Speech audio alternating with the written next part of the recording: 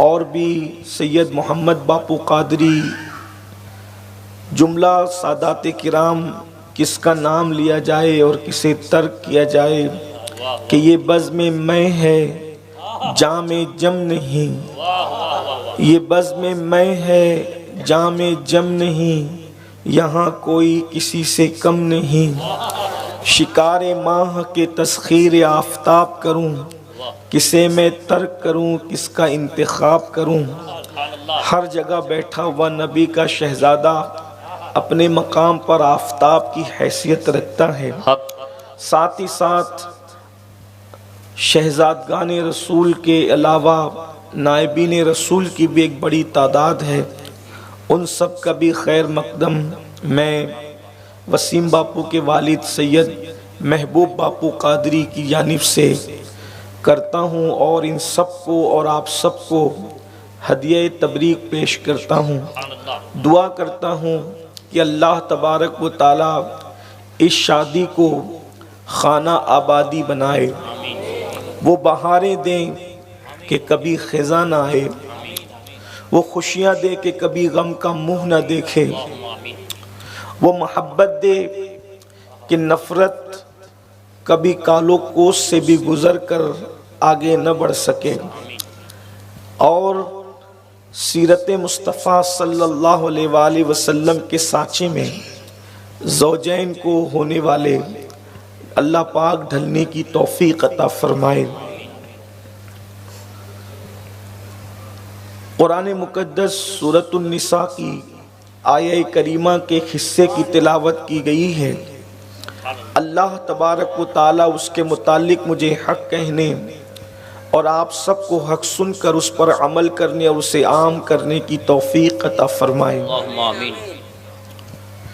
اسلام دین فطرت ہے، بے شک یہ مذہب نیچر کی بات کرتا ہے۔ جی، اسلام نے کبھی فطرت سے بغاوت نہیں سکھائی، بے شک بلکہ اسلام نے فطری تقاضوں کو پورا کرنے کا حکم دیا۔ بے شک عیسائی مذہب کے اندر عورت اور گناہ دونوں ایک ہی چیز ہے۔ اللہ اللہ، جس طریقے سے وہ گناہ کو برا جانتے ہیں، ابھی کی ان کی پوزیشن نہیں پتا، لیکن جو ان کی قدیم اور پرانی کتابیں ہیں اس کے اندر یہ بات لکھی ہوئی ہے کہ عورت اور گناہ دونوں ایک ہی چیز ہے، یہ ایک سکے کے دو رخ ہیں۔ اسی طرح یہودی مذہب کے اندر اگر عورت مخصوص ایام سے گزرتی ہے تو وہ لوگ عورت کو گھر سے نکال دیا کرتے تھے۔ اسی طرح ایک مذہب اور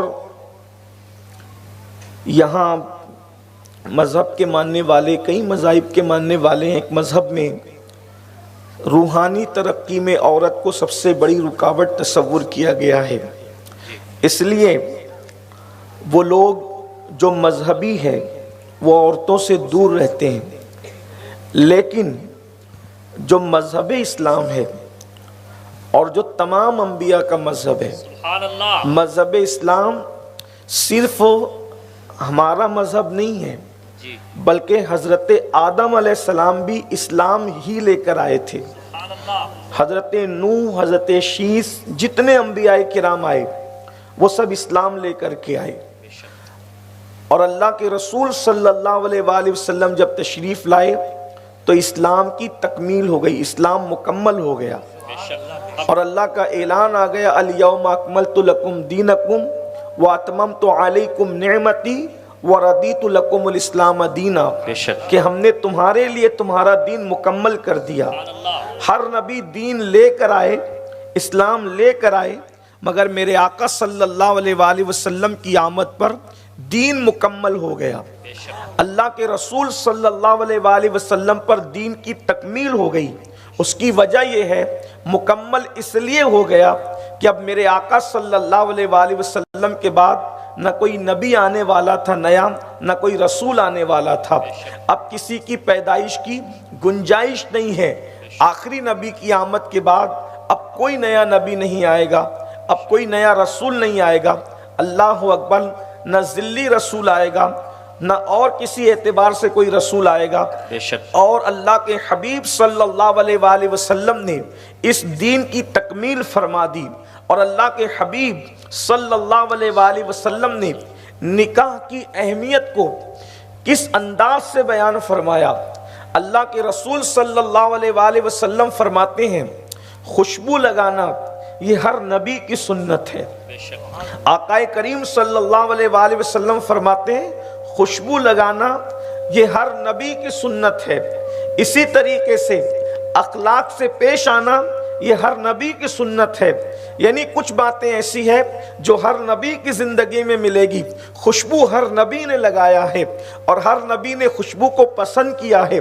اس سے پتہ چلا کہ اسلام میں خوشبو کی بڑی اہمیت ہے۔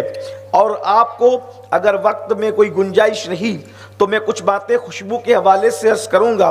خوشبو انسان کی زندگی کے اندر بہت اثر رکھتی ہے۔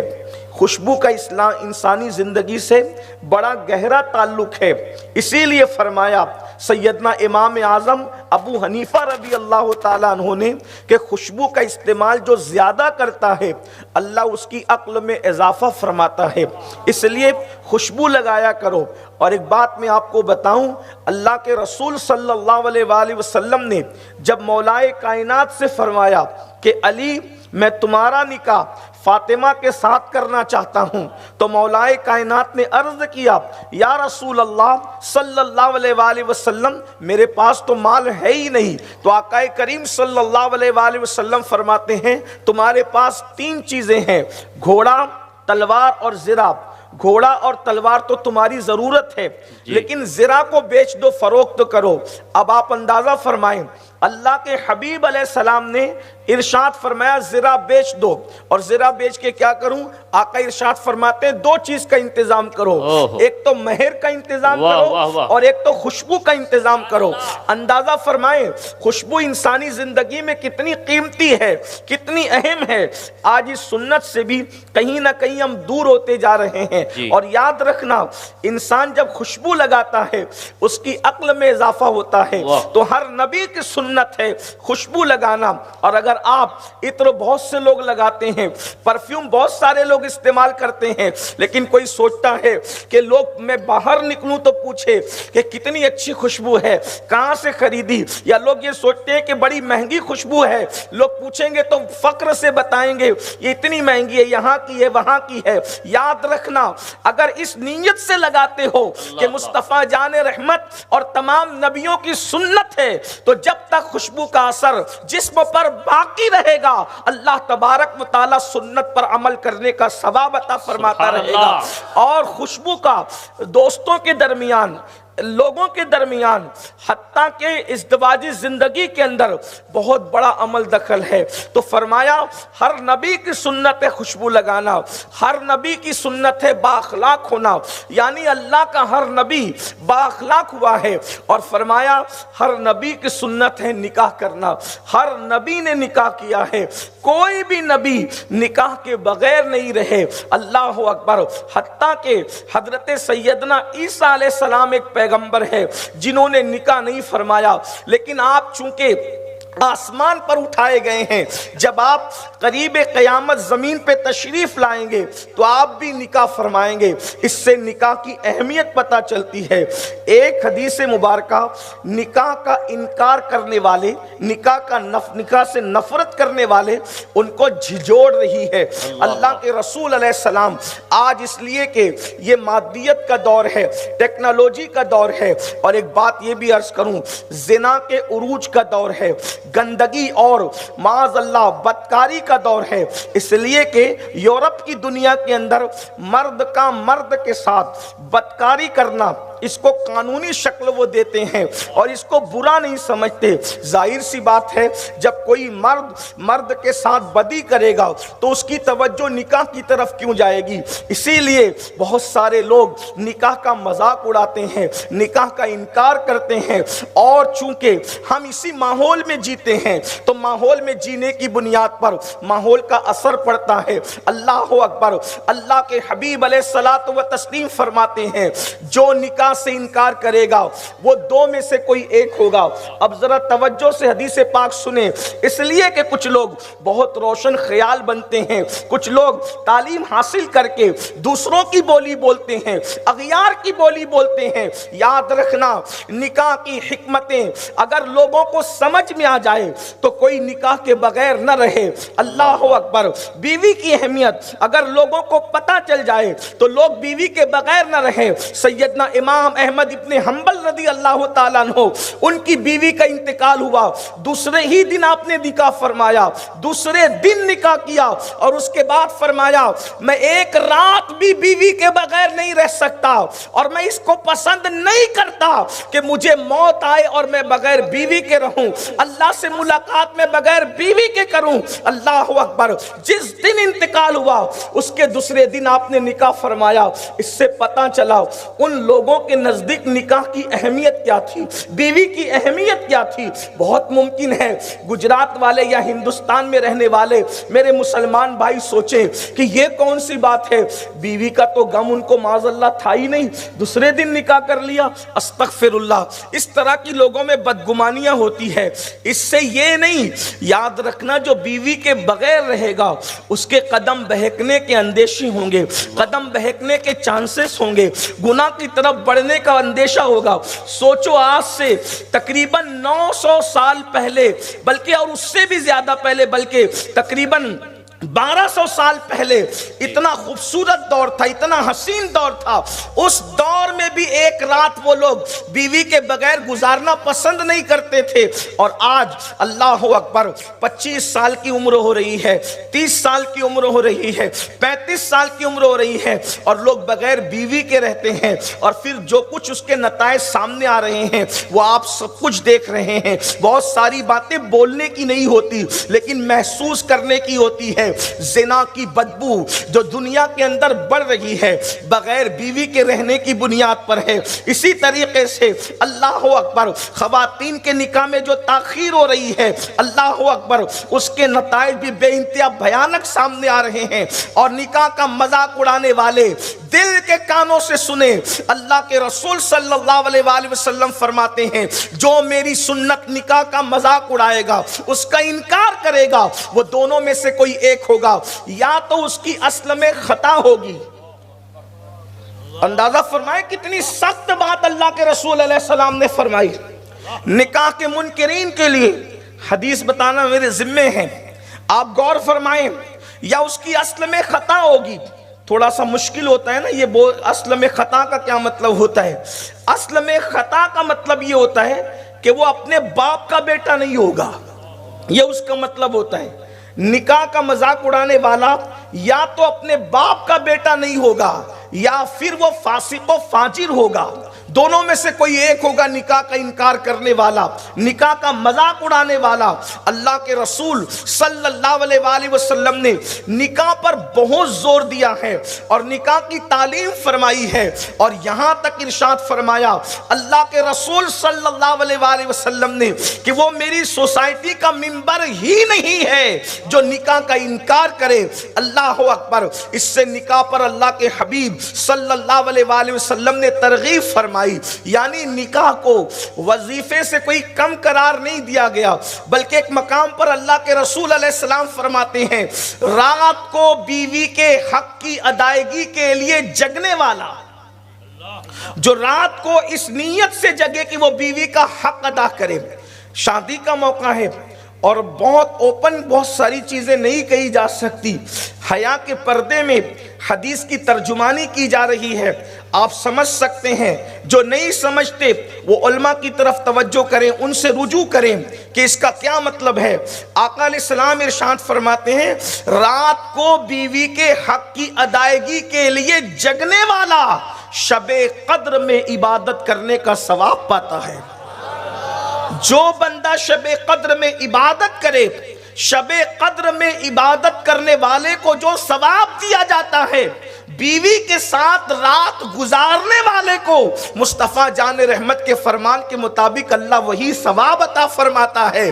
اب اگر اس حدیث کو سامنے رکھیں اور پھر اگر اپنے الفاظ میں یہ کہنا چاہیں کہ جو ہر رات اپنی بیوی کے ساتھ رات گزارتا ہے، گویا کہ قدرت نے اس کی ہر رات کو شب قدر کا درجہ عطا کر دیا۔ اوروں کے لیے شب قدر سال میں ایک بار آ رہی ہے، لیکن اللہ کے حبیب علیہ الصلوۃ والتسلیم قربان جائیں، وہ تو نہایت سستا سودا بیچ رہے ہیں جنت کا، ہم مفلس کیا مول چکائیں، اپنا ہاتھ ہی خالی ہے۔ اللہ کے رسول علیہ السلام نے کتنا کرم فرما دیا کہ فرمایا بیوی کے ساتھ رات کو جگنے والا اس کی حق کی ادائیگی کے لیے شب قدر میں عبادت کا سا ثواب پاتا ہے۔ میرے آقا صلی اللہ علیہ وآلہ وسلم کے دیوانوں، لیکن یہ عنوان میرا نہیں، آج عنوان یہ ہے کہ نکاح کرنے کا اصل مقصد کیا ہے اور نکاح کرنے کے حوالے سے اسلامی تصورات کیا ہے۔ اس لیے کہ نوجوان شادیاں تو کر رہے ہیں، نکاح تو ہو رہا ہے، نکاح کثرت سے بھی ہو رہا ہے۔ مسلمانوں کے یہاں نکاح کا الحمدللہ ایک بہترین سلسلہ ہے، بہترین تصور ہے۔ 98% لوگ ماشاءاللہ نکاح کے قائل بھی ہیں، نکاح کی طرف مائل بھی ہیں، لیکن کوتاہی جہاں ہو رہی ہے آج اس پر ہم نے خیال کرنا ہے، آج اس پر ہم نے گفتگو کرنا ہے۔ اور بالخصوص میں خواتین و حضرات دونوں کی مکمل توجہ چاہتا ہوں وسیم باپو کی شادی کے موقع پر، تاکہ ہم اپنی ازدواجی زندگی کے حوالے سے تھوڑا سا غور کریں۔ میرے آقا صلی اللہ علیہ وآلہ وسلم کے دیوانوں، نکاح صرف جنس کی تسکین کا نام نہیں،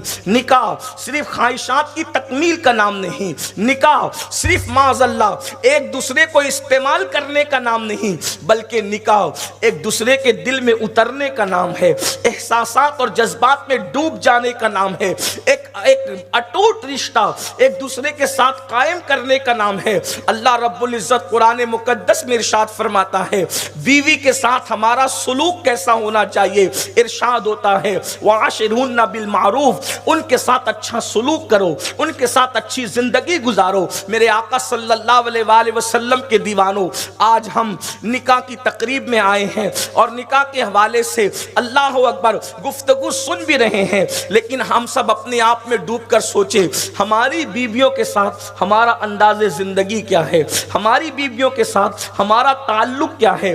آپ نے ماں باپ کے متعلق تو سن رکھا ہے اور بہت سارے لوگ اس پہ عمل بھی کرتے ہیں۔ آقا ارشاد فرماتے ہیں جو اپنے ماں باپ کا دل دکھائے، ماں باپ کی حق تلفی کرے، اللہ پاک اس کی کوئی نیکی قبول نہیں فرمائے گا۔ لیکن آئیے ایک حدیث اس اعتبار سے بھی سنیں، اللہ کے حبیب صلی اللہ علیہ وآلہ وسلم فرماتے ہیں، اس حدیث کو فقی ابو اللیث سمرقندی رضی اللہ تعالیٰ عنہ اپنی کتاب میں لکھتے ہیں، وہ نوجوان جو عورتوں کو پیر کی جوتی تصور کرتے ہیں، وہ نوجوان جو بیویوں کو صرف جنس کی تسکین کا سامان تصور کرتے ہیں، وہ نوجوان جو اپنی بیویوں کو صرف استعمال کرنا جانتے ہیں، اور اللہ اکبر ان سے وہ تعلق نہیں رہتا جو قلبی تعلق ہے، جو دل کا تعلق ہے۔ تھوڑے تھوڑے معاملات ہوئے، ہاتھ اٹھا کر کے مار دیا، اس کی پٹائی کر دی، طلاق کی دھمکیاں دے دی۔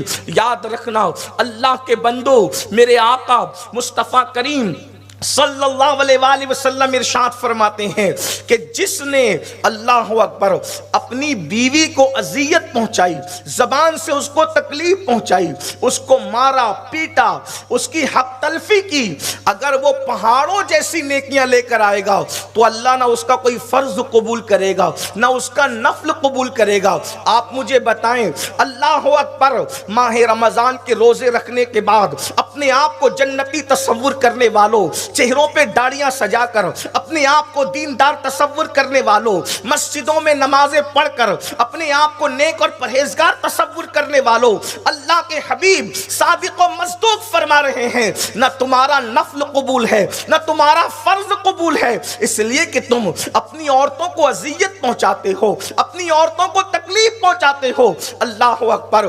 آئیے اللہ اکبر. آقا کریم صلی اللہ علیہ وآلہ وسلم عورتوں کو کتنا بلند کرتے ہیں, ان کے حقوق کی ادائیگی کے لیے کیسی بات فرماتے ہیں. بہت سارے لوگ کہتے ہیں حضرت کیا کریں, منہ بہت چلاتی ہے, حضرت کیا کریں, سنتی نہیں ہے. ان کو بھی اللہ کے رسول نے فرمایا, لیکن ہمیں فرمایا اگر کسی کی بیوی بد اخلاق ہو, قسمت کی بات, تقدیر کی بات, کسی بہت نیک متقی اور پرہیزگار کو بھی بد اخلاق بیوی مل سکتی ہے, زبان دراز مل سکتی ہے, ہو سکتا ہے, قسمت کی بات. سب کو اگر نیک بیویاں ملنے لگے تو پھر دنیا کیوں رہ جائے. دنیا کہتے ہی اسے ہیں جہاں ہر من کی مراد پوری نہیں ہوتی. دنیا کی تعریف اگر کی جائے تو یہاں کسی کی بھی من کی مراد مکمل پوری نہیں ہوئی. 10 مانگا 8 ملا, 9 ملا, 6 ملا, 5 ملا, اس لیے کہ یہ جنت نہیں ہے. یہ جنت کی خصوصیت ہے, جو تمنا کرو گے وہ ملے گا. دنیا ہے, یہاں ہر چیز نہیں ملتی. کسی کی بھی بات کریں, نیک سے نیک انسان بھی دنیا سے گیا تو کچھ نہ کچھ تمنا لے کر کے گیا, کچھ نہ کچھ آرزو لے کر کے گیا. اور کبھی کبھی بد اخلاق بیویوں کا مل جانا بھی کسی کے لیے رحمت ثابت ہوتا ہے. اس لیے کہ اللہ کے رسول صلی اللہ علیہ وآلہ وسلم فرماتے ہیں جس نے اپنی بیوی کی بد اخلاقی پہ صبر کیا, اللہ اسے صبر ایوب کا ثواب عطا فرماتا ہے. صبر ایوب کسے کہتے ہیں؟ حضرت ایوب علیہ السلام کا صبر کسے کہتے ہیں؟ کائنات کے اندر صبر ایوب کتنا مشہور ہے. اگر اس پر گفتگو تو ایک نیا عنوان نکلتا ہے, لیکن اس پر کوئی گفتگو نہیں کرتا. اندازہ فرمائے, لیکن اللہ پاک اسے صبر ایوب کا ثواب, جو بیوی کی اذیتوں پہ تکلیف پہ صبر کرے, صبر ایوب کا ثواب اسے عطا کیا جاتا ہے. کہاں نبی کا صبر, اللہ رب العزت نے ان کے صبر کے بارے میں فرمایا نعم العبد, وہ ہمارا کتنا اچھا بندہ. اللہ اکبر. جتنی تکلیف آئی, جتنی مصیبت آئی, جتنی بلائیں آئی, حضرت ایوب نے کبھی شکوہ تک نہیں کیا, شکایت تک نہیں کیا. صبر ایوب کیا ہے؟ بچے اللہ اکبر دیواروں کے نیچے دب کے مر گئے. حضرت ایوب کو کسی نے کہا ایوب تمہارے سب بچے مر گئے. ایک ہی لمحے میں سب بچوں کا مر جانا, پہاڑ بھی ہل جاتا ہے. اپنے اوپر آئی ہوئی مصیبت کو انسان برداشت کر لیتا ہے, لیکن بچوں کے پیر میں کانٹا چبھے انسان برداشت نہیں کر پاتا. اگر بچہ تیزی سے بائک لے کر کے بھاگ جائے تو جب تک وہ گھر لوٹ نہیں جاتا, اچھے سے اچھے انسان کا دل میں دل نہیں رہتا. اللہ اکبر. سوچ منتشر ہو جاتی ہے, ذہن منتشر ہو جاتا ہے. لیکن حضرت ایوب کے پاس جب آنے والا یہ خبر لے کر آتا ہے ایوب تمہارے سارے بچے دب کر کے مر گئے ہیں, حضرت ایوب کہتے ہیں الحمدللہ, اللہ کا شکر ہے. عظمتوں دیکھیں, صبر ایوب کسے کہتے ہیں؟ کہتے ہیں الحمدللہ. ایوب اس پر بھی الحمدللہ. ارشاد فرماتے ہیں میرا ہے ہی کچھ نہیں, اولاد تو اللہ کی امانت ہے, دیا تو بھی الحمدللہ, لیا تو بھی الحمدللہ. سبحان اللہ. یہ صبر ایوب ہے. اس صبر ایوب کا تصور کون کر سکتا ہے؟ فی الحال پھر اس کے بعد مویشی مر گئے, گھر اجڑ گیا, سب کچھ ختم ہو گیا, حتیٰ کہ جسم میں آبلے پڑ گئے, جسم میں آبلے پڑ گئے, پورے جسم میں اللہ رب العزت نے بیماری ڈالی. اچھے سے اچھے دوست بھی ساتھ چھوڑ گئے. حضرت ایوب غار میں تشریف لے گئے, اور جب غار میں گئے تو نہ کھانا نہ پانی, کوئی چیز نہیں. حضرت ایوب نے اس طرح سے زندگی گزاری. ایک دن ایسا ہوا کہ حضرت ایوب مکمل صبر کا پیکر بنے تھے, بلکہ اگر میں اپنے ذوق کے مطابق کہوں کہ ایوب علیہ السلام کے صبر کو دیکھ کر حیرت بھی حیرت میں مبتلا تھی, حیرت بھی حیرت میں ڈوب گئی ہوگی. کوئی ایسا بھی صبر کر سکتا ہے؟ لیکن حضرت ایوب کی بیماری نے جب آپ کے دل پہ حملہ کیا اور آپ کی زبان پہ حملہ کیا تو حضرت ایوب کی چیخ نکل گئی, ایوب علیہ السلام کی چیخ نکل گئی. حضرت ایوب تھے بڑے خوبصورت, بہت مالدار تھے، اولاد بھی بہت تھی. تو حضرت ایوب کی چیخ نکلی تو اللہ نے فرمایا میرے ایوب کیا میری شکایت کر رہے ہو؟ صبر ایوب دیکھ، میرے ایوب کیا میری شکایت کر رہے ہو؟ عرض کرتے نہیں مولا تیری شکایت نہیں کر رہا ہوں، بلکہ یہ بیماری نے پورے جسم پہ حملہ کیا، میں نے تو صبر ہی کیا. تو کہا پھر اب یہ بیماری زبان پر آ رہی ہے، بیماری دل پہ چڑھ رہی ہے تو چیخ نکل رہی. کہا کیوں چیخ نکلتی؟ جب پورا جسم قربان کیا تو زبان اور دل کیوں بچانا چاہتے ہو؟ عرض کرتے مولا وہ بھی اپنے لیے نہیں، وہ بھی تو تیرے لیے، اس لیے کہ زبان سلامت رہے گی تو زبان سے تیرا ذکر کروں گا، اور دل سلامت رہے گا تو دل میں تیری یاد باقی رہے گی. سب کچھ قربان کرنا ہے لیکن دل اور زبان کی حفاظت چاہتا ہوں. اس بیماری کو کہہ دے کہ جو کچھ کھانا ہے کھا لے لیکن ایوب کی زبان اور دل باقی رہے، تاکہ زبان پر تیرا ذکر رہے، دل میں تیری یاد رہے.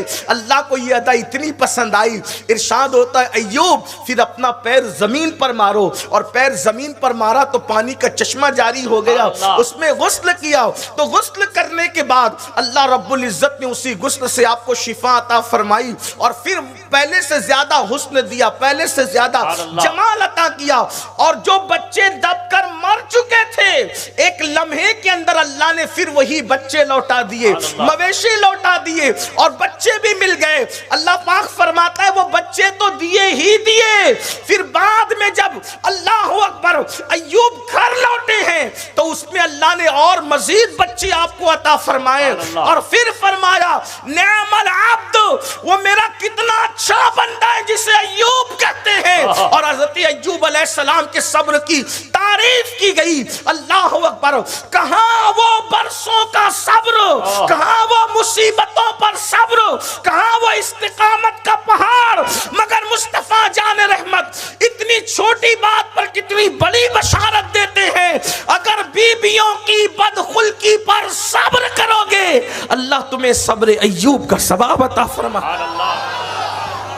اگر نوجوان یہ سوچ لے کہ میں نے اپنے غصے پہ کنٹرول کرنا ہے، اس لیے کہ آج کل ہمارے سماج میں طلاق کی باتیں بھی زیادہ ہو رہی ہیں.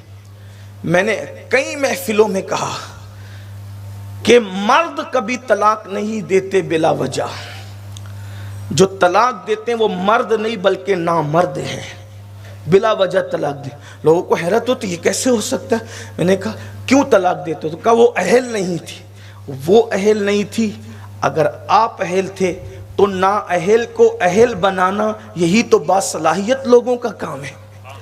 اچھوں کے ساتھ نباہ تو سب کر لیتے ہیں، بروں کے ساتھ نباہ کرنے والے بہت بڑے لوگ ہوتے ہیں. حضرت سیدنا ابراہیم خلیل اللہ نے ایک بار اللہ کی بارگاہ میں شکایت کی کہ مولا سارا ایسی ہے. حضرت سارا اللہ اکبر، نبیوں کی ماں، نبی کی بیوی، ابراہیم خلیل اللہ کی بیوی، اور بنی اسرائیل کے تمام انبیاء کی ماں. اس لیے کہ حضرت سارا سے اسحاق علیہ السلام پیدا ہوئے، اور اسحاق علیہ السلام سے حضرت یعقوب پیدا ہوئے، اور حضرت یعقوب سے سارے انبیاء بنی اسرائیل پیدا ہوئے حضرت عیسیٰ علیہ السلام تک. یعنی جتنے انبیاء حضرت سارا کی نسل میں پیدا ہوئے اتنے انبیاء کسی عورت کی نسل میں پیدا نہیں ہوئے. حضرت ابراہیم علیہ السلام نے ان کی شکایت کی حضرت سارا کی کہ مولا سارا ایسا، جو بھی کہا میں اس کی تشریح نہیں کرتا اس لیے کہ نبی کی بیوی انبیاء کی ماں ہے، لیکن عورت عورت ہے جی، عورت ہے. تو یہ روایت جہاں سے میں پڑھ رہا ہوں اس کو بھی فقیہ ابو لیث سمرقندی نے قرۃ العیون کے اندر لکھا ہے جی، کہ اللہ کی حضرت خلیل اللہ کس سے شکایت کرتے. اس سے یہ بھی پتا چلا کہ بیوی کی شکایت غیر اللہ سے نہ کیا کرو. ہائے ہائے، دیکھ رہے ہیں آپ، اگر اللہ نہ کرے بیوی کے اندر کوئی عیب ہو تو غیر اللہ سے شکایت نہ کیا کرو. اب وہ تو خلیل تھے، انہوں نے اللہ سے شکایت کری، لیکن اللہ نے جواب کیا دیا؟ वाह اللہ نے فرمایا اے میرے خلیل میں نے عورت کو بنایا ہی ٹیڑھی پسلی سے ہے، او جب میں نے ٹیڑھا بنایا ہے تو کوئی سیدھا کیسے کر سکتا ہے؟ اللہ اللہ آپ غور فرمائیں، اس سے عورتیں اپنی بے عزتی تصور نہ کریں، یہ ان کی معراج ہے جی کہ اللہ پاک ان کی تخلیق کی طرف اشارہ فرما رہا ہے، اور کس خوبی کے یہ میرے اللہ کا کلام، پھر میرے اللہ کا کلام۔ اللہ ارے جب اس کے محبوب کے کلام کی شان یہ ہے کہ وہ سخن ہے جس میں سخن نہ ہو، وہ بیاں ہے جس کا بیاں نہیں، تو پھر اللہ اکبر، اللہ کے کلام کی شان کیا ہے؟ اللہ نے فرمایا خلیل میں نے عورت کو ٹیڑھی پسلی سے بنایا، اب جب وہ ٹیڑھی میں نے بنایا تو پھر اس کو سیدھا مت کرنا، جو سیدھا کرے گا وہ توڑ دے گا، اور توڑنے کا مطلب طلاق دینا ہے، تو اس کو سیدھا کرنے کی، جس کو خدا نے ٹیڑھی پسلی سے بنایا ہے اس کو کوئی سیدھا نہیں کر سکتا۔ اب یہاں پر لوگ بیٹھ کر کے باتیں کرتے ہیں، دیکھو عورتوں کو اسلام ٹیڑھی کہتا ہے، یہ تو سوچ کہ ٹیڑھی کہاں کی کہتا ہے۔ اللہ اکبر، اللہ فرماتے ہیں میں نے ٹیڑھی پسلی سے بنایا، عورتوں کو پیر کی خاک سے نہیں بنایا، عورتوں کو سر کے بال سے نہیں بنایا، عورتوں کو بدن کے میل سے نہیں بنایا، عورتوں کو گوشت پوشت سے نہیں بنایا، عورتوں کو آنکھ کے آنسوؤں سے نہیں بنایا، عورتوں کو فرمایا کہ ٹیڑھی پسلی سے بنایا، اور پسلی بھی ہر معاملے میں دایا پسند کیا، لیکن عورت کو بنایا تو بائیں طرف کی پسلی سے بنایا۔ اور بائیں طرف کی پسلی سے کیوں بنایا؟ اس لیے کہ بائیں طرف دل ہے، اور دل کے قریب کی پسلی سے بنایا، اور مردوں کو پیغام دیا عورت نہ سر پہ رکھنے کی چیز ہے نہ پیر میں پہننے کی چیز ہے، دل کی قریب کی پسلی سے پیدا کی گئی ہے، دل میں رکھنے کی چیز ہے۔ ان کی دل جوئی کرو، ان کے ساتھ اچھا سلوک کرو۔ اللہ اکبر، عورتوں کے ساتھ حسن سلوک کرنا، اللہ کے رسول صلی اللہ علیہ وآلہ وسلم بذات خود کتنا اچھا سلوک کرتے، فرماتے ہیں اگر کسی کامل ایمان والے کو دیکھنا ہے، اب معیار دیکھیں، ہم جلسے بہت سنتے ہیں لیکن میں سمجھتا ہوں جلسوں میں تو ہم بہت شریف ہوتے ہیں، علماء کے سامنے پیروں کے سامنے ہاتھ باندھ کے کھڑے ہوتے ہیں، لیکن گھر کے اندر باضابطہ طور پر ماں بہن کی گالیاں عورتوں کو دی جاتی ہیں، گندی گندی گالیاں دی جاتی، مارا پیٹا جاتا ہے۔ یہ اپنا مذہب نہیں سکھاتا۔ وہ حدیث پوری کر دوں پھر آگے بڑھوں، تو آپ نے سوچا کہ بھئی عورتوں پہ ان کے بد اخلاقی اور ظلم پہ صبر کرے تو صبر ایوب کا ثواب ملتا ہے۔ اگر شوہر ظالم ہو تو عورتیں گھر سے بھاگا نہ کرے، جلدی سے طلاق کا مطالبہ نہ کرے، جلدی سے گھبرائے نہیں۔ مردوں کو تو یہ کہا، عورتوں کے معاملے میں ڈبل بات کہی گئی۔ ارشاد فرمایا اگر بیوی ظالم بد اور بد اخلاق شوہر کے ظلم پہ صبر کرے، دیکھو صبر کسے کہتے ہیں پہلے یہ سمجھیں۔ ساری دنیا میں ڈھنڈورا پیٹے کہ میرا شوہر ایسا اور بدماش اور یہ اور وہ، اور پھر اس باپ دھمکی دے کے کیس کر دیں گے اور جیل کی سلاخوں کے پیچھے ڈال دیں گے اور ایسا کر دیں گے ویسا کر دیں گے، پھر گھر آ کے کہ میں تو صبر کرتی ہوں اپنے شوہر کی تکلیف۔ یہ صبر نہیں ہے۔ صبر کا مطلب یہ ہے کہ کسی کو خبر بھی نہ ہو کہ تم پر کیا بیت رہی ہے۔ شوہر بھی صبر کا مطلب ہوتا ہے رک جانا۔ جی صبر کا مطلب ہوتا ہے رک جانا، کسی چیز سے رکنے کو صبر کہتے ہیں۔ جب کوئی مرتا ہے تو ہم کہتے ہیں صبر کرو، مطلب کیا؟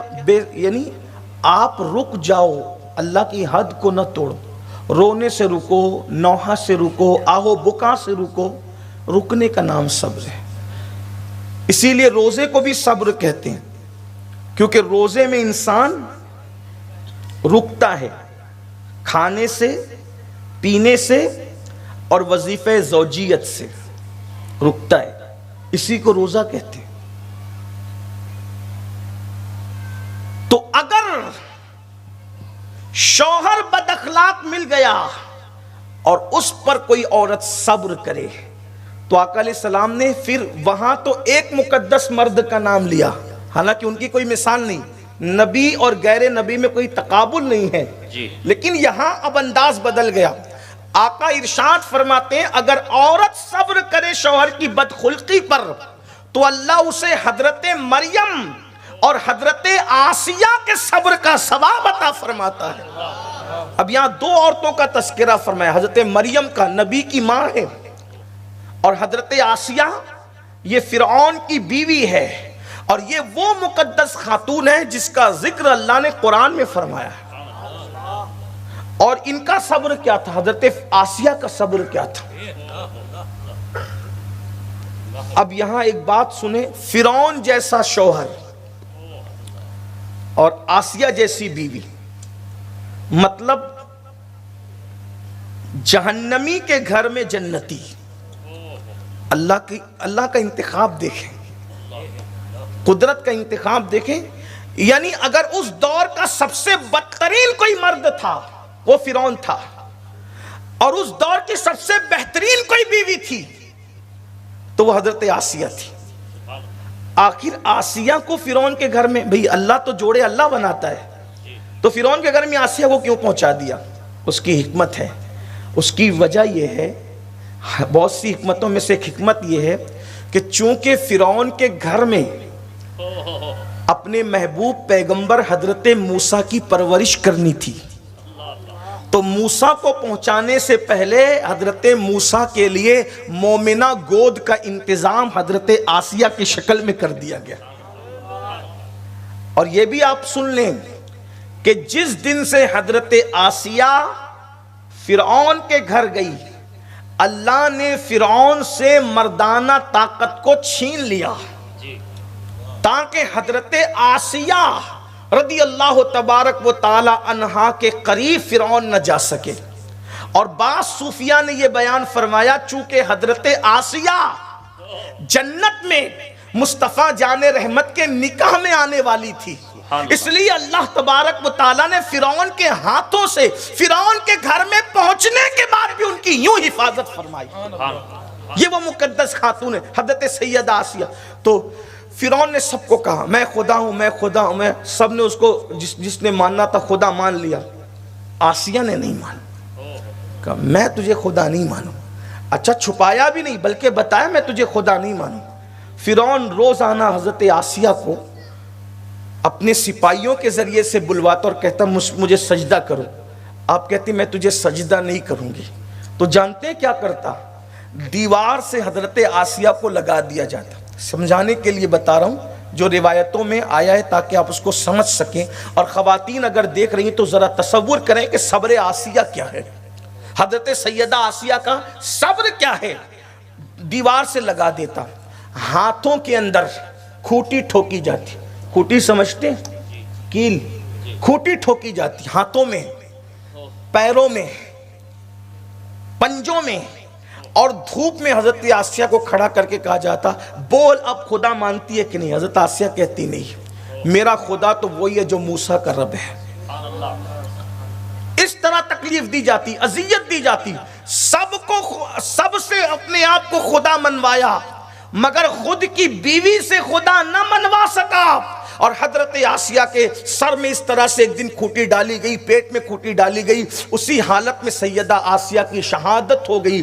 آقا فرماتے ہیں کدھر یہ محنت، کہاں یہ کھوٹیاں، کہاں یہ سر میں کھوٹیاں ٹھکوانا، کہاں یہ سینے میں کھوٹیاں ٹھکوانا، کہاں پیٹ میں کھوٹیاں ٹھکوانا، اور کہاں شوہر کی اذیت پہ صبر کرنا۔ آقا فرماتے ہیں جو بیوی اپنے شوہر کی بدخلقی پہ صبر کرے اللہ اسے حضرت مریم اور حضرت آسیہ کے صبر کا ثواب عطا فرمائے۔ غور کریں، اس لیے آج کل عورتیں بھی بہت عجلت سے، کیونکہ وہ یہ بھی سمجھ لیں آج کل ہم جو ازدواجی زندگی گزار رہے ہیں وہ سیریل سے ہم حاصل کرتے ہیں، بلکہ دکھ ہے، ہمیں تکلیف ہے کہ آج کل ازدواجی زندگی گزارنے کا طریقہ فلموں سے سیکھا جا رہا ہے، گندی ویب سائٹ سے سیکھا جا رہا ہے، ننگی فلموں سے سیکھا جا رہا ہے، بلکہ بزرگوں کے تقدس کا خیال ہے ورنہ میری عادت ہے جیسا بیمار ویسی دوا۔ لیکن اس تقدس کا خیال ہے آج کل کے لڑکے اور لڑکیوں کا تو حال یہ ہو گیا، سنت کیا ہے، شریعت کیا ہے، صرف ایجاب و قبول کی حد تک ہے، باقی راتوں کو گزارتے ہیں تو جو فلم میں دیکھا اس کو پریکٹیکل کرنے کی کوشش کرتے ہیں۔ یہ داستان 50 مرتبہ کانوں سے ٹکرائی، طلاق تک کی نوبت آئی، اور اس کے بعد گھر کی زندگی اجڑ گئی، گھر جہنم کدا بن گیا، گھر کے اندر آگ لگ گئی، گھر اجڑ گئے، شادی کو ہفتے 15 دن نہیں ہوئے، ہاتھ کی مہندی نہیں چھوٹی، اور اس کے بعد جو وہ طلاق تک کی نوبت آ گئی۔ ہم اسی لیے تھے، درندہ بننا چاہتے ہیں لوگ، شیطان کا ننگا ناچ بننا چاہتے ہیں لوگ۔ اللہ اکبر، اسلام کا حال تو یہ ہے، اسلام یہ تعلیم دیتا ہے۔ اللہ اکبر، ارشاد فرمایا گیا یہ عورتیں بغیر منہ کے، بغیر ایک گونگی گائے کی طرح تمہارے قبضے میں دے دی گئی ہے، ایک اللہ اکبر ملکیت کے اعتبار سے تمہارے قبضے میں دے دی گئی ہے۔ اب تم اس کا مس یوز کرو گے، اپنی ساری طاقتیں اس پر آزمانے کی کوشش کرو گے، گندی فلموں میں دیکھ کر۔ گندی فلمیں گھنٹے 4 گھنٹے کی ہے، ہماری زندگیاں گھنٹے 4 گھنٹے کی نہیں ہے۔ اللہ اکبر، بیوی پر طاقت آزمائی کرنے کی بجائے اللہ اکبر یہ سوچو کہ وہ ایک انسان ہے، صنف نازک ہے، اس کے سکھ دکھ کے خیال کا حکم ہے، اس کی بیماریوں کے خیال کا حکم ہے، اللہ اکبر اس کی طبیعت کے خیال کا حکم ہے۔ اس لیے سیریل، فلمیں، ویب سائٹ دیکھ کر جو زندگی گزارتے ہیں وہ بہت دن تک کے صحت مند نہیں رہ پاتے، بہت دن تک طاقتور نہیں رہ پاتے، بہت دن تک بیوی کو پیار دینے کے قابل نہیں رہ پاتے، خود بھی بیمار پڑتے ہیں، خود بھی مریض بن جاتے ہیں، خود بھی برباد ہوتے ہیں، بیوی کو بھی تباہ اور برباد کر دیتے ہیں۔ اگر گھر کو جہنم کدے کی بجائے جنت نشان دیکھنا چاہتے ہو تو ویب سائٹ کی فلموں کے مطابق زندگی نہ گزارو، سیریلوں کے مطابق زندگی نہ گزارو۔ اگر زندگی گزارنا ہے تو مصطفیٰ جان رحمت کی سیرت دیکھو، اللہ کے رسول علیہ السلام کی زندگی دیکھو، وہاں کیا خوبصورتی ہے، کیا حسن ہے۔ یوں تو آقا کریم صلی اللہ علیہ وآلہ وسلم کی پوری زندگی ہی معجزہ ہے، لیکن جب ہم حضور کے گھریلو زندگی کو دیکھتے ہیں طبیعت عش کر اٹھتی ہے۔ آقا علیہ السلام ارشاد فرماتے ہیں اگر کسی کو چاہیے کہ کامل ایمان والا بندہ دیکھے، کامل مومن، ہمارے یہاں کامل مومن کیا ہے؟ جس کے سر پہ ٹوپی خوبصورت ہوگی، امامے کے پیچ خوبصورت ہوں گے، لباس کی چال ڈھال خوبصورت ہوگی، ہاتھ میں تسبیح خوبصورت ہوگی۔ تسبیحاں اتنی مہنگی ہو گئی،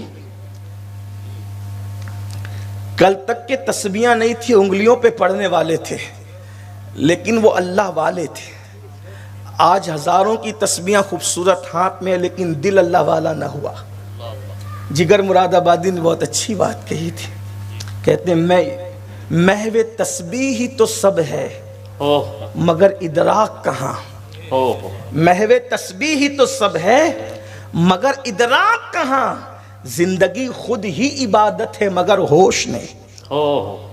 تسبیح پکڑنے والوں، ہم تسبیح کے منکر نہیں، ہم نے بھی بزرگوں سے تسبیح حاصل کی ہے، ہمارے ہاتھ میں بھی کبھی کبھار تسبیح رہتی ہے، لیکن اس تسبیح سے زیادہ قیمتی زندگی کو عبادت کے سانچے میں ڈھالنا ہے، اور وہ کیا ہے؟ فرمایا کامل مومن کو، کامل ایمان والے کو دیکھنا ہے تو اس کو دیکھو جو اپنی بیوی کے ساتھ سب سے اچھا سلوک کرتا ہے۔ سبحان اللہ۔ اچھا سلوک، بیوی کے ساتھ اچھے سلوک کا مطلب کیا؟ اس کی وضاحت بھی دوسری حدیث میں کی گئی، فرمایا جیسا تم کھاؤ ویسا اپنی بیوی کو کھلاؤ، جیسا تم کھاؤ۔ اب یہاں میں تبصرہ کرنے لگوں تو 1 گھنٹے کا وقت ناکافی ہو، لیکن میں بات ضرور کہوں گا، تھوڑا سا ٹائم جائے گا، لیکن معذرت چاہتا ہوں۔ آپ تو روزانہ چائنیز ہوٹلوں پہ اڑا رہے ہو اور گھر میں دال روٹی بیوی کو کھلا رہے ہو، دوستوں کے ساتھ مرغیاں اڑاتے ہو، دوستوں کے ساتھ ٹھیک ہے، اگر دوستوں کے ساتھ ہوٹلوں میں مرغیاں اڑا رہے ہو تو پھر گھر میں بھی مرغی ہونی چاہیے۔ خود تو بریانیاں کھاؤ، خود تو یہ کرو وہ کرو، یہ ہنسنے کی بات نہیں ہے، یہ اسلامی ازدواجی زندگی ہے۔ اور اگر اپنی بیوی کا اعتماد حاصل کرنا ہے، پیار دے۔ میرے بھائی، بیوی صرف پیار چاہتی ہے، کچھ نہیں چاہتی۔ ایک شوہر سے صرف پیار چاہتی ہے، صرف پیار چاہتی ہے، بس اور کچھ نہیں چاہتی۔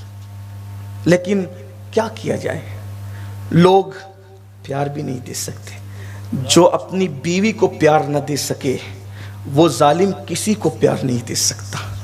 اللہ کے رسول علیہ السلام نے فرمایا عورت کے ساتھ اچھا سلوک صرف شریف لوگ کرتے ہیں.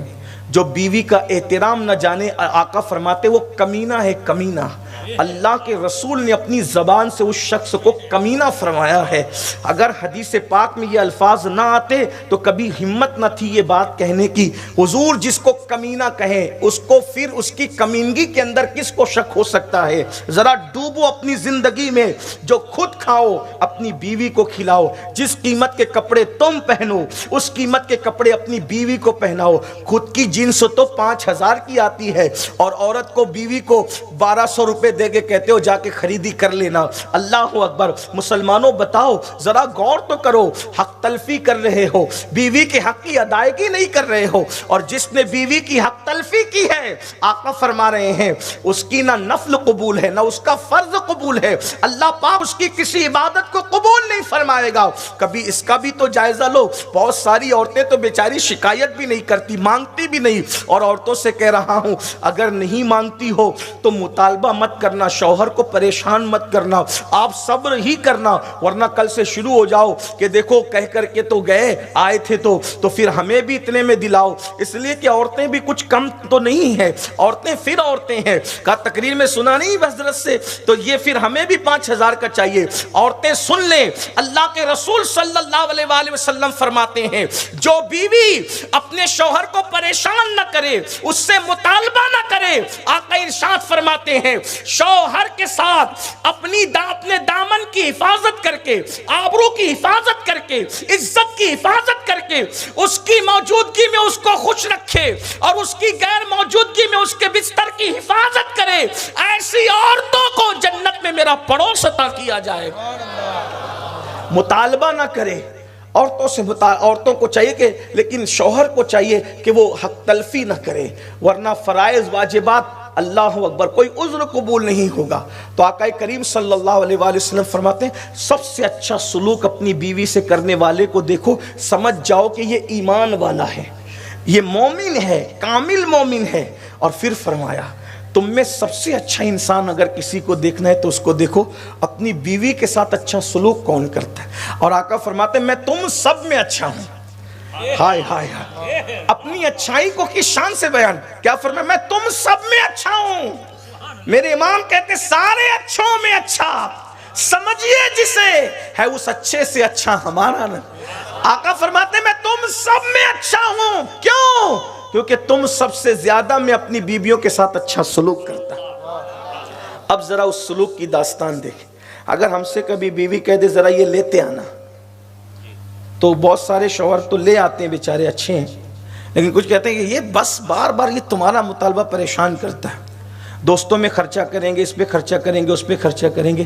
اور روایت خرچے کی آئی تو آقا فرماتے ہیں جو اپنے بیوی بچے پہ خرچ کرتا ہے اللہ اس کی عمر کو دراز کرتا ہے. اس کے مال میں اللہ کبھی کمی نہیں ہونے دیتا، بلکہ یہ بشارت سنائی تم اپنے اہل و عیال پر جتنا خرچ کرو گے اللہ تم پر اتنی درازگی فرمائے گا، اتنی کشادگی فرمائے گا. تمہارا مال بڑھتا لیکن فضول خرچی نہ کرنا. اب یہاں سے سن کے عورتیں یہ نہ کہے کہ بھئی گھر میں تو ابھی اتنے انچ کا ٹی وی ہے، ابھی اتنے انچ کا لے آؤ.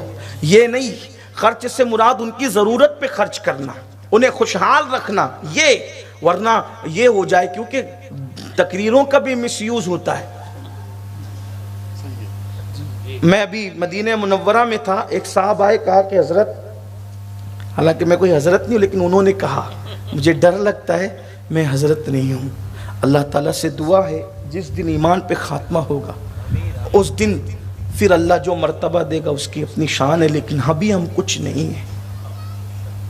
اللہ تعالیٰ کچھ بنائے اور ہم تو یہی کہتے ہیں کہ 2 ڈگریاں اللہ دے دے، اس سے بڑی ڈگری کوئی نہیں.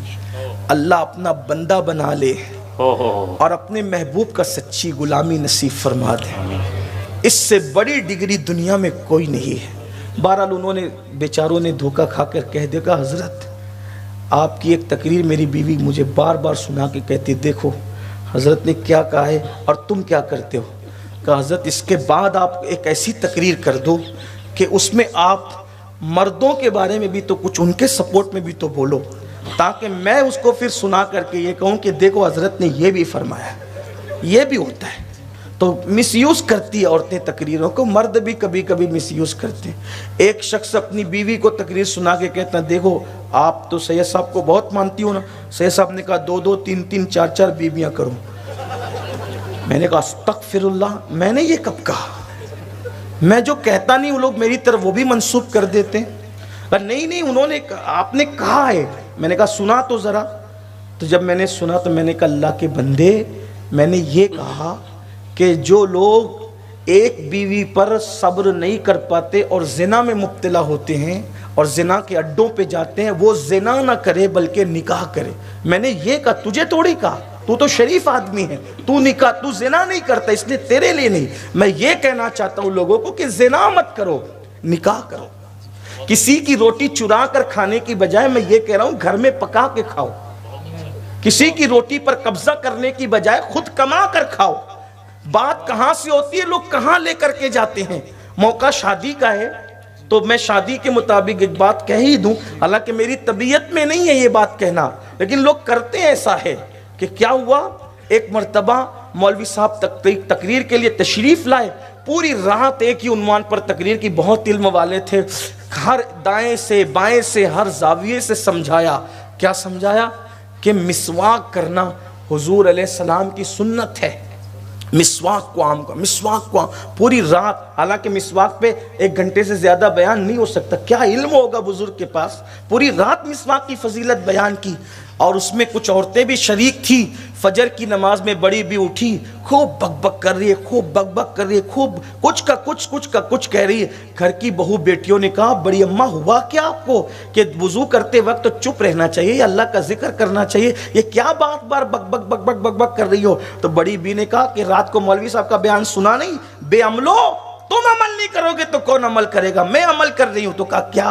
کہا مولوی صاحب نے رات میں پوری رات دلیل دے دے کر سمجھایا کہ بکواس کرو بکواس کرو بکواس، تو میں بکواس کر رہی ہوں۔ استغفر اللہ، معاذ اللہ ثم معاذ اللہ۔ یہ حالات ہیں، کہاں مسواک کہاں بکواس، سوچے تو صحیح کیا حال ہے لوگوں کا۔ اس لیے لوگ تقریروں کا مس یوز کرتے ہیں۔ میرے بھائیوں، گفتگو کا پس منظر سمجھو، اس کا بیک گراؤنڈ سمجھو۔ بہت ساری تقریریں تو ایسی ہے کہ گھنٹے بھر محنت کر کے کی، 2 منٹ کی تقریریں کاٹ لی، اور وہ یوٹیوب چینل والوں نے اور ویوز بڑھانے کے لیے ڈال دیا، دیکھو کیا کہہ دیا، پھر ہو گیا ہنگامہ، دیکھو کیا کہہ دیا۔ دیکھو میرے بھائی، آگے پیچھے کا سن تو بات سمجھ میں آئے گی۔ یہ 2 منٹ کی 3 منٹ کی شارٹ کلپوں کے چکر میں مقررین بھی جو ہے بیچارے لا یعنی ہوتے جا رہے ہیں، بے اعتبار ہوتے جا رہے ہیں، غیر مستند ہوتے جا رہے ہیں۔ تو اللہ کے بندوں، کم از کم معاملے کو صحیح سے سمجھو۔ تو عرض یہ کر رہا تھا، بات جو ہے وہ کتنی خوبصورت طرف چلی کہ اللہ کے رسول صلی اللہ علیہ وآلہ وسلم کیا سلوک فرماتے ہیں اپنی ازواج کے ساتھ، کیا انداز ہے حضور علیہ السلام کا، کتنا خوبصورت ہے۔ بیوی اگر آج کل مطالبہ کرے تو لوگ جھڑک دیتے ہیں، چھوڑو یار بس نہیں کرنا، تمہیں تو بار بار یہی پڑتی۔ آپ سے پوچھتا ہوں، بیوی کے مطالبے کو پورا کرنے کے لیے نکلنا کتنا بڑا انعام ملتا ہے، کتنا بڑا انعام ملتا ہے۔ میں یہ نہیں کہہ رہا ہوں کہ اسی وجہ سے ملا، لیکن اشارہ دیکھیں کتنا خوبصورت ہے، تصور کتنا۔ حضرت موسیٰ علیہ السلام کی بیوی، شکم میں درد ہے، بچے کی ولادت کا وقت قریب ہے، ٹھنڈی سے ٹھٹر رہی ہے، جنگل ہے، جنگل میں حضرت موسیٰ علیہ السلام کی بیوی کہتی ہے کتنی ٹھنڈی لگ رہی ہے موسیٰ، اگر آگ تاپنے کو مل جائے تو مجھے راحت ہو۔ اونا میں آج بیوی کا آگ مانگنا کوئی اہمیت کا حامل نہیں، آگ تو بہت ہے۔ جس قوم کے سینے میں حسد کی آگ جل رہی ہے، اس قوم کے گھروں میں آگ کیوں نہیں مل سکتی؟ آگ تو بہت ہے، لوگوں کی زبان پر آگ ہے، لوگوں کی آنکھوں میں آگ ہے، لوگوں کے سینوں میں آگ ہے، گھروں میں آگ کیوں نہ ملے؟ 24 گھنٹے آگ آپ کو اویلیبل ملے گی، ہاں پھول نہیں ملیں گے، رحمت کی برسات نہیں ملے گی، لیکن یہ اس دور کی بات ہے کہ مغرب کے بعد چولہے بجھا دیے جاتے تھے، شام ہونے کے بعد آگ کا کوئی تصور نہیں تھا۔ جب بستی میں آگ نہ ملے تو جنگل میں آگ کہاں سے ملے؟ لیکن بیوی نے مطالبہ کیا جنگل میں کہ اگر آگ مل جائے تو اچھا۔ حضرت موسیٰ نے کہا ٹھیک ہے میں لاتا ہوں۔ جنگل میں آگ لانے کا کیا مطلب؟ حضرت موسیٰ چلے بیوی کی خاطر آگ لینے کو، اور قدرت نے جو جلوہ دکھایا وہ آگ کے شعلے کی شکل ہی میں تھا، حالانکہ وہ آگ نہ تھی، لیکن گئے تھے کس لیے؟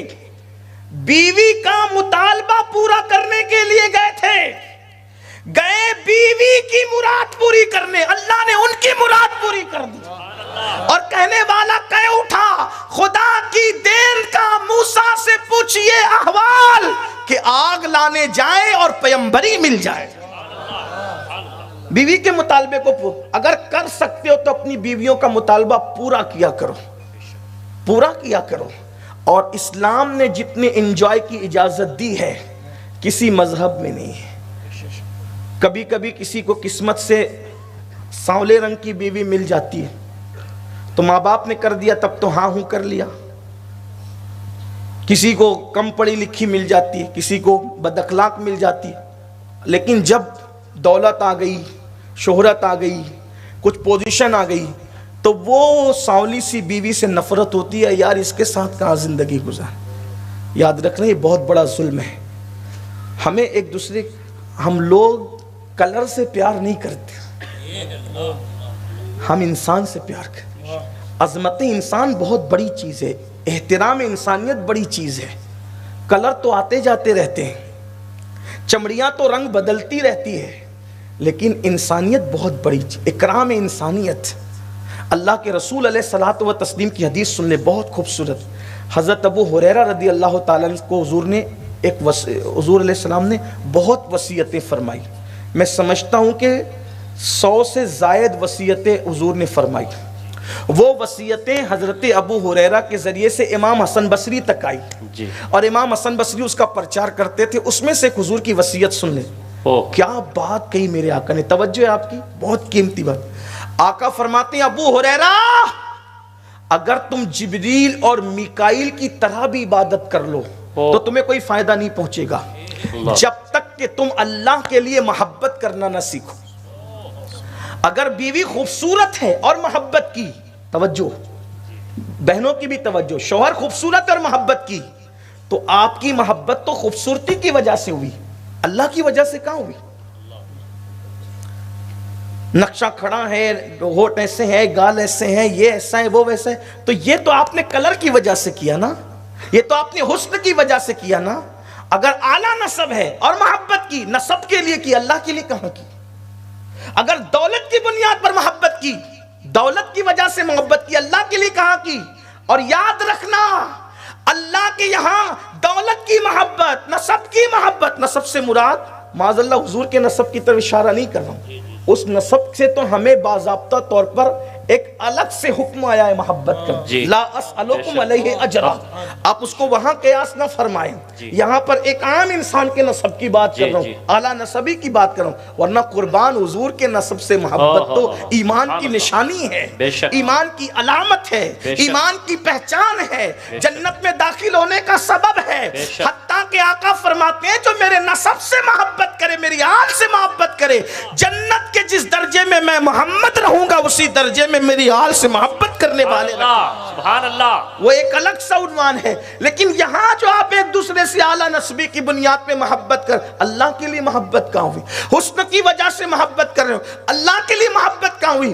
تو پھر اور جو محبت اللہ کے لیے نہیں ہے پھر وہ محبت کا کوئی ثواب بھی نہیں، کوئی اجر بھی نہیں ہے۔ اور جو اللہ کے لیے محبت ہو، پھر رنگ کیسا ہو، چال ڈھال کیسی ہو، اخلاق کیسا ہو، کردار کیسا ہو، کچھ بھی ہو، پھر یہ سوچے نا یار اس کی صورت اچھی نہیں ہے لیکن میرے اللہ تو حسن والا ہے نا، وہ تو حسن کو پیدا کرنے والا ہے نا۔ اور جو اللہ کے لیے محبت کرے گا اللہ اس کو وہ مقام دے گا کہ قیامت کے دن اس کا مرتبہ دیکھ کر انبیاء اور شہداء بھی رشک کریں گے اور کہیں گے مولا یہ کون لوگ ہیں؟ ارشاد ہوگا یہ وہ لوگ ہیں، نہ نبی ہے، نہ شہید ہے، نہ ولی ہے، یہ وہ لوگ ہیں جو میرے لیے ایک دوسرے سے محبت کیا کرتے تھے، اللہ کے لیے ایک دوسرے سے پیار کیا کرتے تھے۔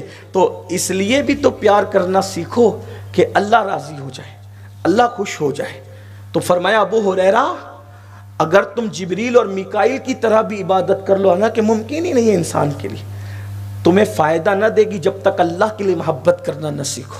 تو اگر بیویاں روٹ کر بیٹھی ہے انہیں منا لو، تعلقات اچھے نہیں ہیں انہیں راضی کر لو، اس لیے کہ روٹ کے بیٹھنے والوں کو منانا یہ بھی میرے نبی کی سنت ہے. اس دواجی زندگی کو خوبصورت بنا لو، ورنہ قیامت کے دن کوئی عمل کام نہیں ہے. آقا فرما رہے ہیں، بلکہ اللہ اکبر، آقا علیہ السلام فرماتے ہیں اگر کسی نے مرغی پالی ہے، مرغی پالی ہے اور وہ دن بھر میں اس کو دانہ پیش نہ کرے، مرغی کا حق ادا نہ کرے، تو قیامت کے دن اللہ کی بارگاہ کے اندر اس کی پکڑ ہوگی. جو مرغی پہ ظلم کرے، جو 500-600 روپے میں آج کل مل جاتی ہے مرغی، بلکہ 100-200 میں بھی مرغی مل سکتی ہے، 100-200 کی قیمت کی مرغی کا اگر کوئی حق ادا نہ کرے تو اللہ رب العزت اس کے ظلم کا اس کو بدلہ دے گا جو بیوی کا حق ادا نہ کرے. سوچئے ذرا، غور کریں ذرا. اور آج ہم کہاں پہنچ گئے؟ اللہ کے رسول صلی اللہ علیہ وآلہ وسلم ہر سفر میں، حضور کا کوئی بھی سفر بیویوں کے بغیر نہیں، سفر میں بھی بیویاں ساتھ رہتی. اور چونکہ اللہ کے رسول علیہ السلام کی ایک وقت میں 9 بیویاں رہی، نکاح تو 11 ہوئے لیکن ایک وقت میں 9 ایک ساتھ رہی، 9 سے زیادہ جمع نہیں ہو سکی. تو قرآن اندازی کی جاتی تھی کہ کس کو لے کر جائیں گے ساتھ میں، اور جس کے نام کا قرآن نکلتا تھا اسی کو ساتھ لے جاتے. حضور علیہ السلام جنگ میں بھی بغیر بیوی کے تشریف نہیں لے گئے، کوئی سفر بغیر بیوی کی. حجۃ الوداع کے موقع پہ گئے تو سب کو ساتھ لے گئے. یعنی حضور علیہ الصلوۃ والتسلیم جیسی ہستی بیوی کے بغیر آپ کو نظر نہیں آ رہے. اس سے بیوی کی اہمیت پتہ چلتی ہے. یہ بہت باریک سی بات ہے، بہت اہم بات ہے، اس پہ غور کرنا. تو سفر میں ازواج پاک رہتی تھی، اور سفر میں ازواج پاک رہتی تھی. کبھی کبھی تو ایسا بھی ہوتا، حضور کرم فرماتے تو اپنی سواری پر بھی اپنی ازواج کو ساتھ میں سوار کر لیتے. اس سے پتہ چلا کہ اسلام کس قدر زندگی گزارنے کا خوبصورت تصور دیتا ہے. اب اگر کوئی عالم یا کوئی دیندار بندہ بیوی کو ساتھ میں اپنی سواری پر سوار کر لے تو 4 لوگ تو کہیں دیکھو ذرا ان مولانا کو کیا ہو گیا، پیر صاحب کو کیا ہو گیا، یہ تو بیوی کو ساتھ میں لے کے گھوم رہے. اللہ کے بندو، تم نے دین سیکھا ہی نہیں. ام المومنین سیدہ صفیہ رضی اللہ تعالیٰ عنہ کو حضور علیہ السلام نے اپنی سواری پر سوار کیا. فرماتی میں اتنی تھکی ہوئی تھی کہ تھکن کی وجہ سے بار بار میرا سر ڈول جاتا تھا. تو حضور علیہ السلام اپنے بازو کا سہارا دے کے کہتے تھے صفیہ صبر کرو، منزل قریب آ رہی. صفیہ صبر کرو، منزل اسلام کی تعلیم یہ ہے. بہرحال تو ایک سفر میں ام المومنین سیدہ عائشہ صدیقہ ساتھ تھی. اسی بھی بات اب میں مکمل کرتا ہوں.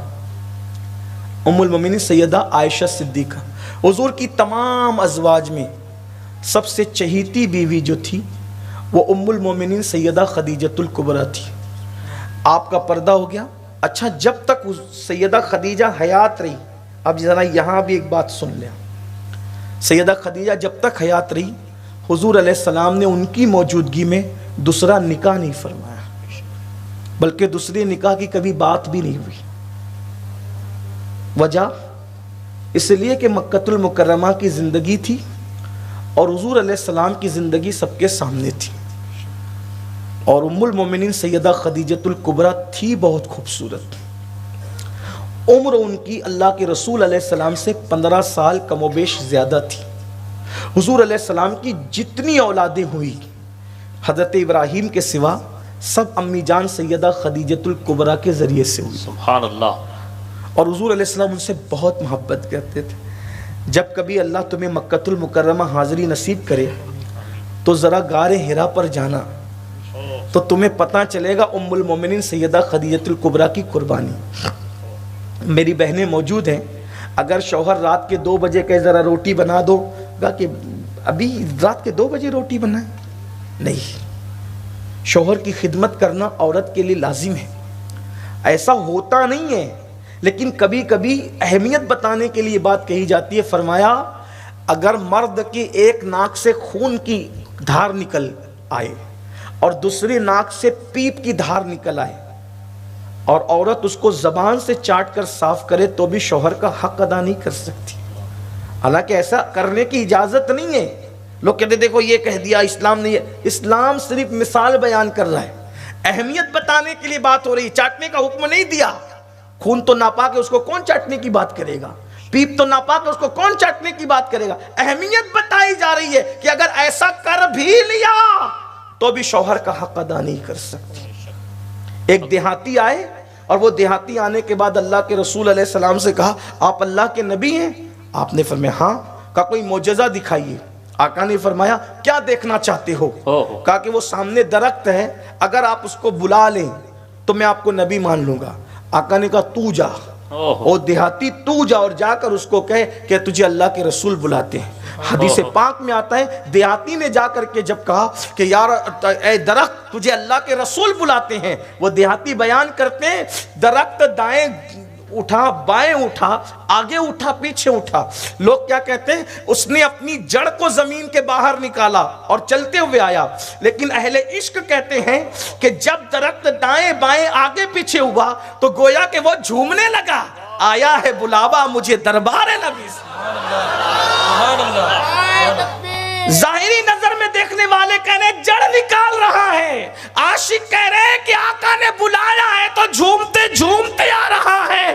دیہاتی نے کہا چل تجھے اللہ کے رسول بلاتے ہیں، تو اس نے اللہ اکبر حاضری دی، اور جب اس نے یہ منظر دیکھا دیہاتی نے تو کہنے لگا آپ اللہ کے رسول ہیں، بس اس سے زیادہ میں کچھ نہیں دیکھنا چاہتا۔ آقا علیہ السلام نے اس سے بڑھ کر بات بتائی، درخت سے کہا جا جہاں تھا وہیں پر لگ جا۔ وہ لگ گیا۔ پھر وہ کلمہ پڑھ کے وہ دیہاتی کہنے لگے حضور میں آپ کے ہاتھ چوموں، میں آپ کے پیر چوموں، آپ کی پیشانی چوموں؟ آقا نے کہا ٹھیک ہے، پیشانی بھی چوم لو، ہاتھ بھی چوم لو، پیر بھی چوم۔ اس روایت سے یہ نتیجہ نکلا کہ اگر آپ کسی کو بزرگ مانتے ہیں تو اس کے ہاتھ بھی چوم سکتے ہیں، اس کے پیر بھی چوم سکتے ہیں، اور اس کی پیشانی بھی چوم سکتے ہیں۔ اپنے ماں باپ کی، اپنے بزرگوں کی، اپنے پیروں کی، اپنے مشائخ کی، اپنے علماء کی، اپنے سادات کی ہاتھ، پیر، پیشانی سب چوم سکتے ہو۔ حضور نے اجازت دی۔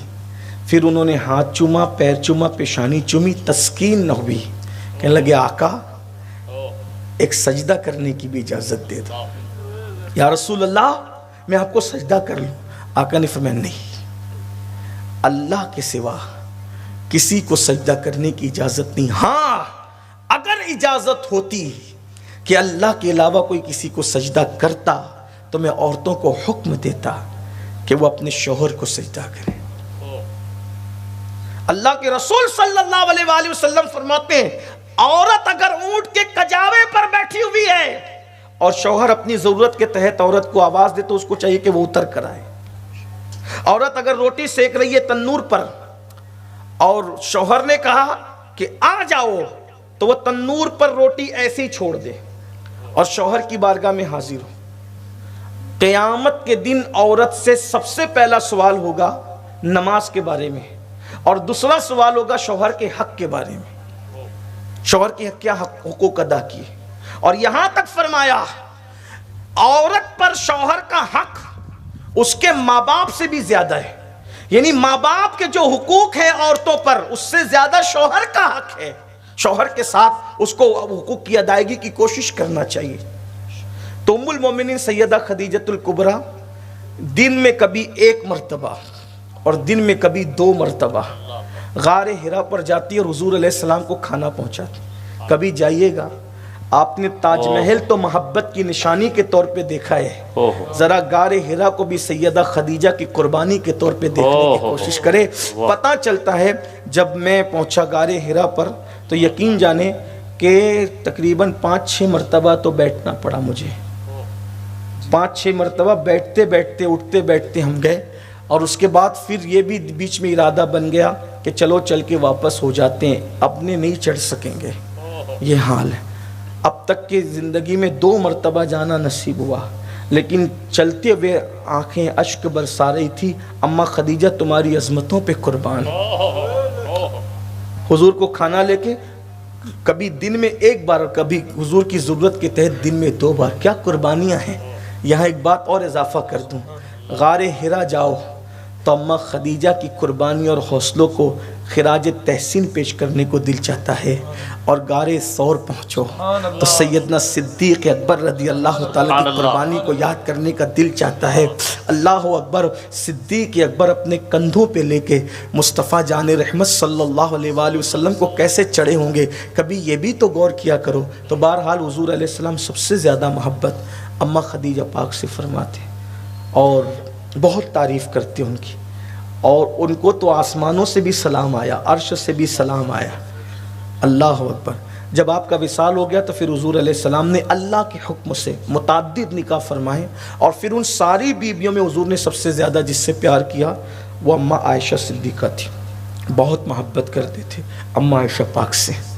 بلکہ حضور اکرم صلی اللہ علیہ وآلہ وسلم ام المومنین سیدہ ام سلمہ سے کہتے تھے، ام سلمہ عائشہ کے بارے میں میرا دل نہ دکھایا کرو، کیونکہ عورتوں میں جب وہ ایک شوہر کی متعدد عورتیں ہوتی ہیں، یعنی جسے لوگ سوکنے کہتے ہیں، تو سوکنے ایک دوسرے پہ رشک کرتی ہیں، تو رشک کی کیفیت کی بنیاد پہ کبھی کبھی حضرت ام سلمہ شکایت کرتی تھی، تو فرماتے تھے کہ اس کی وجہ سے میرا دل نہ دکھایا گا۔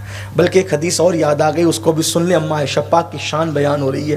آقا فرماتے ہیں فاطمہ کیا تم مجھ سے محبت کرتی ہو؟ ہائے ہائے ہائے، اللہ اکبر۔ اب سیدہ پاک حضور سے اللہ اللہ، حضور علیہ الصلاۃ و تسلیم سے جس نے بے پناہ محبت کی ہے اسے سیدہ کائنات کہتے ہیں۔ سبحان اللہ، سبحان اللہ۔ اور حضور نے بھی پھر ان سے بے پناہ، لیکن حضور کا انداز دیکھیں، تم مجھ سے محبت، حضور بالکل کرتی۔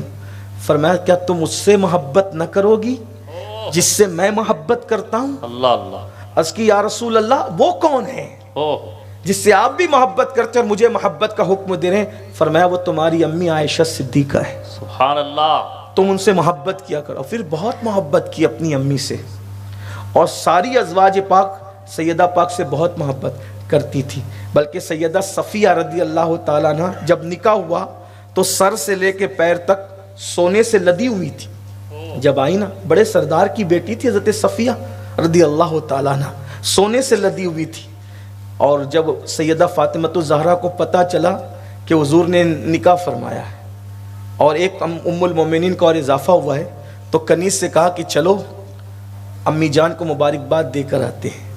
اور جب حضرت صفیہ کے حجرے میں پہنچی مبارکباد دینے کے لیے، تو لوگوں نے عرض کیا رسول اللہ اپنی شہزادی سے بہت پیار کرتے ہیں، ان کے لیے اٹھ کے کھڑے ہو جاتے ہیں۔ بتانے والوں نے بتایا تو سیدہ فاطمہ الزہرا جب آئی تو سیدہ صفیہ استقبال کے لیے کھڑی ہوئی اور کہا شہزادی رسول میں آپ کو کیا پیش کر سکتی ہوں تحفے میں؟ میرے پاس تو کچھ ہے نہیں، البتہ آج میرے پاس یہ جتنا سونا میں نے پہن رکھا ہے یہ سب میں اتار کر آپ کی خدمت میں پیش کرتی ہوں، آپ اس کو قبول فرما لیں۔ سیدہ فاطمہ الزہرا نے اس کو فوراً قبول کیا، اور قبول کرنے کے بعد اسی جگہ بغیر توقف کے فرمایا لے جاؤ اور اسے بیچ کر مدینے کے غریبوں میں تقسیم کر۔ سبحان اللہ، سبحان اللہ، سبحان اللہ۔ یہ بہت محبتوں کا ماحول تھا حضور علیہ السلام کے گھر میں، بہت پیار کا ماحول تھا۔ تو ایک سفر تھا، اس سفر میں اللہ کے رسول علیہ السلام نے اپنے ساتھ ام المومنین سیدہ عائشہ صدیقہ کو لیا۔ جب قافلہ چلتا تھا تو قافلہ رکتا تھا، منصوبے کے مطابق قیام کرتا تھا۔ ام المومنین سیدہ عائشہ صدیقہ اور خواتین جو تھی وہ کجاوے میں پالکی جس کو ہم کہتے ہیں، وہ پالکیاں اونٹوں پہ رکھی ہوتی تھی اور عورتوں کا پردے کا مکمل انتظام ہوتا تھا، وہ اس میں بیٹھتی تھی۔ قافلہ رکا، رکنے کے بعد کیا ہوا کہ اونٹ سے اترتے، جیسے اونٹ بٹھایا جا رہا تھا تو ام المومنین اونٹ سے اترتے وقت اتری تو آپ کا ہار گلے سے ٹوٹ کر کے اونٹ کے نیچے گر گیا اور اس کے اوپر اونٹ بیٹھ گیا۔ اب ام المومنین کو جب احساس ہوا کہ ہار میرا، اور اتفاق کی بات اماں عائشہ صدیقہ کی وداعی کے وقت، وداعی سمجھتے ہیں نا، جب بیٹی باپ کے گھر سے رخصت ہوتی ہے شوہر کے گھر، تو اس وقت ان کی امی جان نے، حضرت سیدہ عائشہ صدیقہ کی امی جان نے وہ ہار تحفے میں دیا تھا۔ اور عورتیں اس بات کو زیادہ محسوس کرے گی میری بات کو کہ وداعی کے وقت جو تحفہ ماں باپ کے گھر سے ملتا ہے عورتیں اس کو بہت دل و جان سے عزیز رکھتی ہے، عورتوں کی فطرت ہے۔ تو ام المومنین سیدہ عائشہ صدیقہ رضی اللہ تعالیٰ عنہ کا ہار جو ہے وہ ٹوٹ کر کے گر گیا۔ اب آپ کے گلے کی طرف آپ کا ہاتھ پہنچا تو کہا میرا ہار، تو اللہ کے رسول سے عرض کی یا رسول اللہ میرا ہار گم ہو گیا۔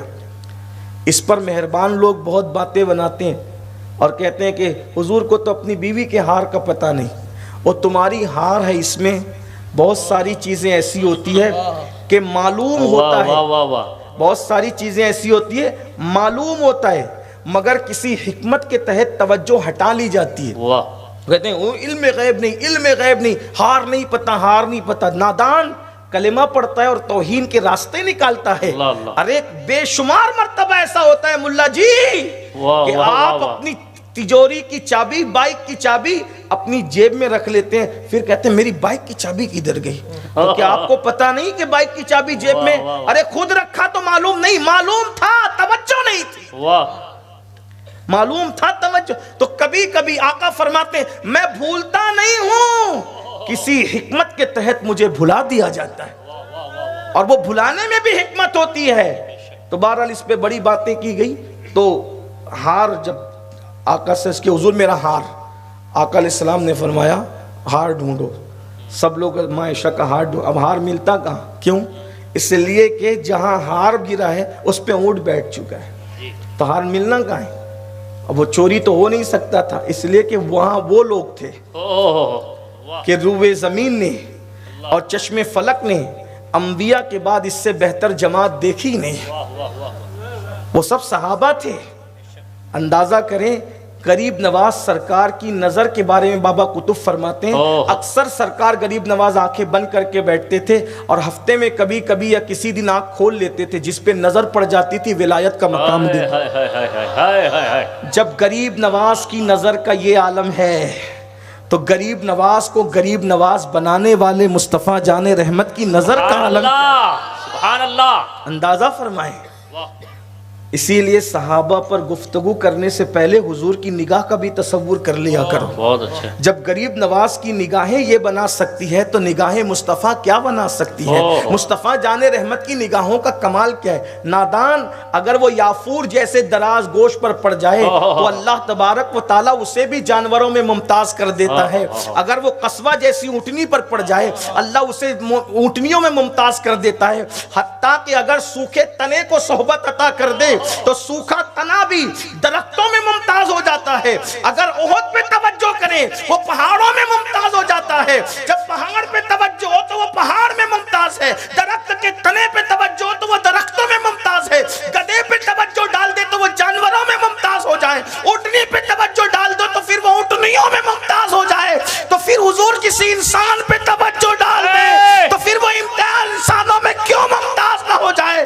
امام کہتے ہیں تن من دھن تیرے قدم پروارے کیا نصیبیں ہیں تیرے یاروں کے. جس مسلمان نے دیکھا انہیں ایک نظر اس نظر کی بصارت پہ لاکھوں سلام. سبحان اللہ، اس سبحان لیے اللہ. میری ایک گزارش ہے کسی کو بھی کسی بھی صحابی کے لیے ہلکی بات کرتے دیکھو، کسی کو بھی فوراً اس سے کنارہ لے لو، کیونکہ آج وہ کسی بھی صحابی پر بات کر رہا ہے کل وہ ضرور سیدنا صدیق اکبر پہ بات کرے گا. یعنی دروازہ چھوٹی گستاخیاں بڑی کی طرف لے جاتی ہے. اور یہ بھی یاد رکھنا اگر ایمان بچانا ہے تو حضور سے جن چیزوں کو نسبت ہے ان کی تعظیم ہم پہ فرض ہے. جس سے بھی نسبت ہو، شہر رسول مدینہ منورہ نسبت رکھتا ہے حضور سے، سارے شہروں کے اندر سب سے زیادہ پیار ہم اس سے کرتے ہیں. حضور علیہ السلام کی نالین حضور سے نسبت رکھتی ہے. ہم کسی تاج سے اتنا پیار نہیں کر سکتے جتنا نالین مصطفیٰ سے نسبت ہے حضور سے. یہاں اب نالین نہیں دیکھی جا رہی ہے بلکہ نسبت رسول دیکھی جا رہی ہے. حتیٰ کہ فتاوی عالمگیری میں لکھا ہوا ہے کہ جس نے حضور کی نالین کی توہین کر دی وہ کافر ہو گیا. نالین کی توہین کرنے والا کافر ہو گیا. اگر ایمان عزیز ہے، یہ بات توجہ سے سننا بہت سنجیدگی سے، اگر ایمان عزیز ہے تو حضور سے منسوب چیزوں کا بہت احترام کیجیے. اور رہی بات یہ کہ اس نے یہ کیا اور اس نے وہ کیا اور اس نے وہ کیا، تو میں آپ سے ایک مشورہ دینا چاہتا ہوں آپ کو، اور بہت خوبصورت مشورہ دینا چاہتا ہوں. میرے بھائی ابھی ہمیں استنجا کی سنتیں بھی نہیں پتا. ہم حضور کے صحابہ پر کیا بات کریں گے؟ ہم کیا ان پہ کلام کریں گے؟ ہم غوث و خواجہ غریب نواز کے بارے میں کوئی بات بولنے سے ڈرتے ہیں تو یہ وہ لوگ ہیں کہ جو اقطاب، اغواس، ابدال سے افضل ہے. کسی کو بات کرتے ہلکی بات کبھی نہ کرو.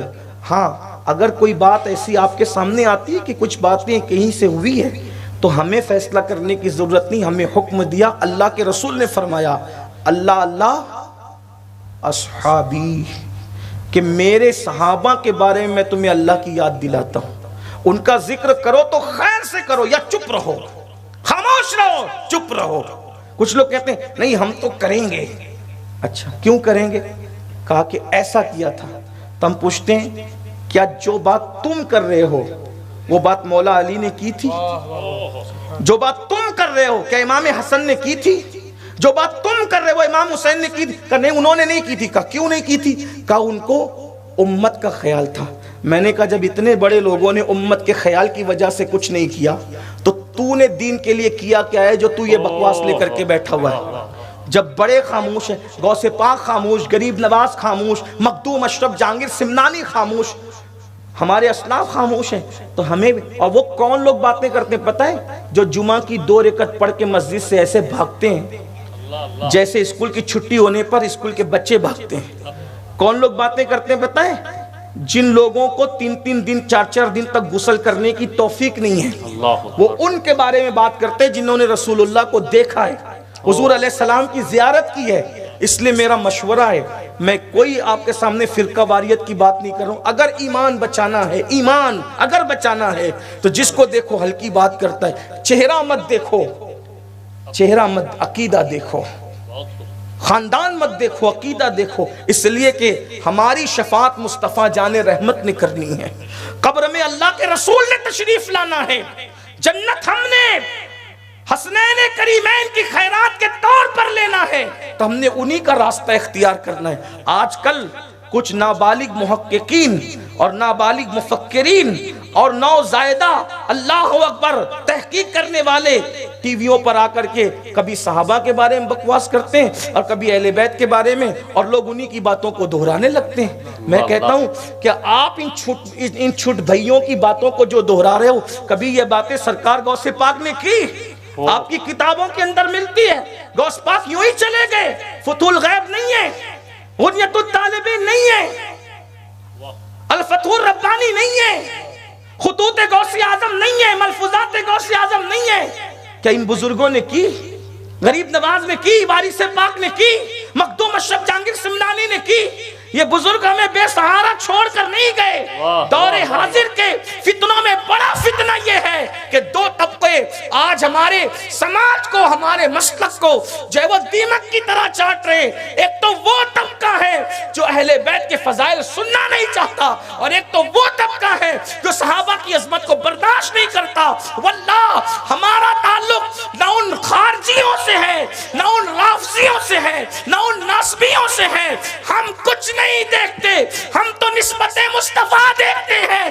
یا رسول اللہ آپ بے مثال ہیں، آپ کے گھر والے بھی بے مثال ہیں، آپ بے مثال ہیں، آپ کے در والے بھی بے مثال ہیں۔ نعرہ تکبیر! جب سرکار غوث پاک کے بارے میں یہ کہتے ہو تو اس سے در سے سگ اور سگ سے مجھ کو نسبت، جب غوث پاک کے کتے کے بارے میں تمہارا یہ نظریہ ہے تو پھر رسول اللہ کے اصحاب کے بارے میں کتنے مؤدب ہونا چاہیے۔ اس لیے اپنے بچوں کو بھی یہ باتیں سکھاؤ۔ بات دور نکل گئی لیکن میری ذمہ داری ہے، اس لیے کہ میں صرف آپ کا دل بہلانے کے لیے نہیں آیا، دین کا چھوٹا موٹا ایک طالب علم ہونے کی حیثیت سے ہماری ذمہ داری ہے کہ اگر کہیں پر آپ کے ایمان پہ ڈاکہ ڈالنے کی کوشش کی جائے تو ہم آپ کو آگاہ کریں۔ سونا جنگل، رات اندھیری، چھائی بدلی کالی ہے، سونے والوں جاگتے رہیو، چوروں کی رکھوالی ہے، سونا بن ہے، سونا پاس ہے، سونا زہر ہے، اٹھ پیارے تیری گٹھی تاکی ہے اور تو نے نیند نکالی ہے۔ ایک مشورہ اور دیتا ہوں، بات ختم کرتا ہوں۔ نئے چھوٹے چھوٹے چھوکروں کی طرف توجہ کرنے کی بجائے اپنے ان بڑے بڑے اسلاف کو دیکھو جن کی ولایت میں کسی کو شک نہیں۔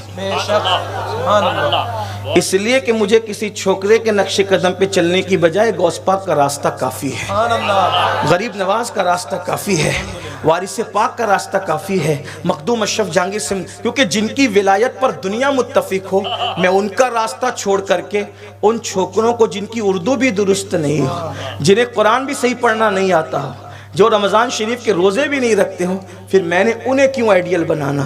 ایک بات اچھی طرح ہمیں یاد رکھنا، بڑوں کا راستہ اختیار کرو، اپنے بڑوں سے وابستہ، تیرے غلاموں کا نقش قدم ہے راہ خدا، وہ کیا بہک سکے جو یہ سراغ، اعتدال کی راہ اہل سنت ہے۔ جو لوگ اچھا کچھ لوگوں کو یہ بھی میں نے بار بار کہا، ہر جگہ کہتا ہوں کہ نعرہ حیدری لگا دو تو کچھ لوگوں کا منہ اتر جاتا ہے، ان سے بھی ہمیں کوئی تعلق نہیں۔ اور جب صحابہ کی عظمت بیان کرو تو وہ اٹھ کے کھسکنے لگتے ہیں کہ اب کیا شروع ہو گیا۔ یہ بعد میں کہتے ہیں آپ بھی ایسا کہتے ہیں، ہم ہی ایسا کہتے ہیں کیونکہ ہم اہل سنت ہیں، ہم اہل سنت ہے، اہل سنت کا ہے بیڑا پار، اصحاب حضور نجم ہے اور ناؤ ہے اطرت رسول اللہ کی۔ ان لوگوں کو قوم کا قائد ہونے کا حق حاصل ہی نہیں ہے جو اہل البیت کے بارے میں ہلکی بات کریں یا اصحاب رسول کے بارے میں ہلکی بات کریں۔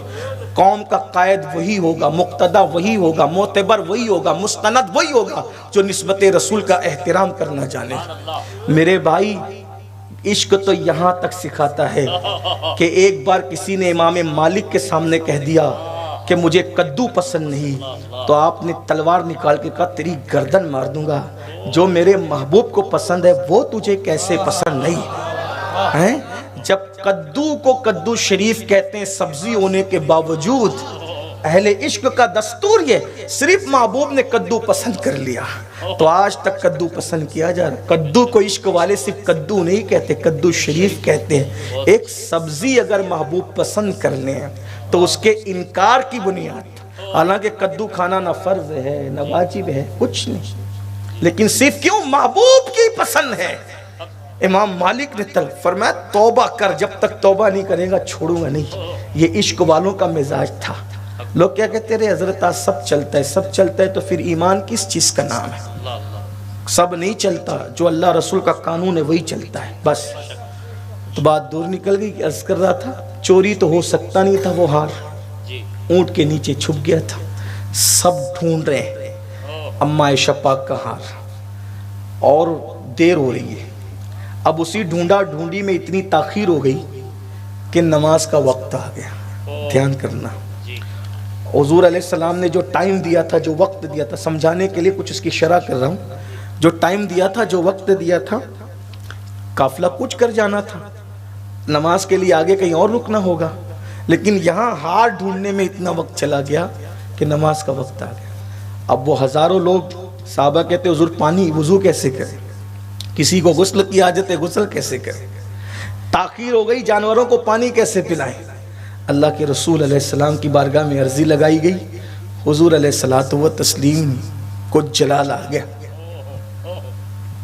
ام المومنین کی خاطر قافلہ روکا گیا تھا، اور ایک ام المومنین کی خاطر پورا قافلہ روکا حضور علیہ السلام۔ کتنی محبت تھی، کتنا پیار تھا۔ حضور علیہ السلام کو جب جلال آیا تو جلال آنے کی بنیاد پر حضور کو جب غصہ آتا تھا، جلال آتا تھا تو چہرہ سرخ، خوبصورت بہت تھی نا، چہرہ سرخ ہو جاتا تھا۔ اور یہاں حضور کی میں نہیں بتانا، اپنی جب حضور علیہ السلام کا حلیہ بیان کریں تو ادب یہ ہے کہ اپنی طرف اشارہ نہ کریں، لیکن صرف بتا دوں کہ انسان کی جو پیشانی ہوتی ہے، ناک کے اوپر کا حصہ، وہاں دو رگیں تھی، وہ رگ جو ہے وہ غصے کے وقت ظاہر ہوتی تھی، اللہ اللہ، رگ ہاشمیت،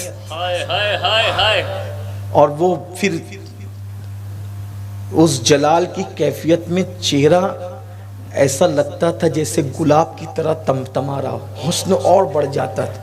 کیا وہ ذات تھی، مسکرائیں تو بھی حسن بکھیر دے، جلال میں آ جائیں تو بھی حسن بکھیر دے، ہر اعتبار سے حسن ہی حسن تھا، وہاں کوئی عیب کا تصور ہی نہیں تھا، وہ کمال حسن حضور ہے کہ گمان نقص جہاں نہیں، یہی پھول خار سے دور ہے، یہی شمع ہے کہ دعانے۔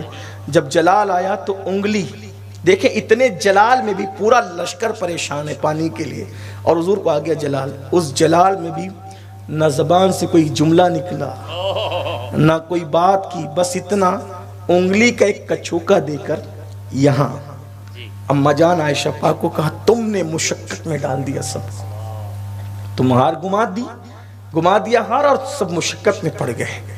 اور لوگوں کا اصرار بڑا، حضور نماز کا وقت ہے، کیا کرے، پانی نہیں ہے ادھر، ہائے ہائے ہائے، پانی کا مطالبہ ہو رہا تھا، ادھر آیت تیمم لے کر کے جبریل امین نازل ہوئے، عرض کی یا رسول اللہ، اللہ فرماتا ہے کہ اگر پانی نہ پاؤ تو تیمم کرو۔ یہ آیت تیمم کس کی برکت ہے؟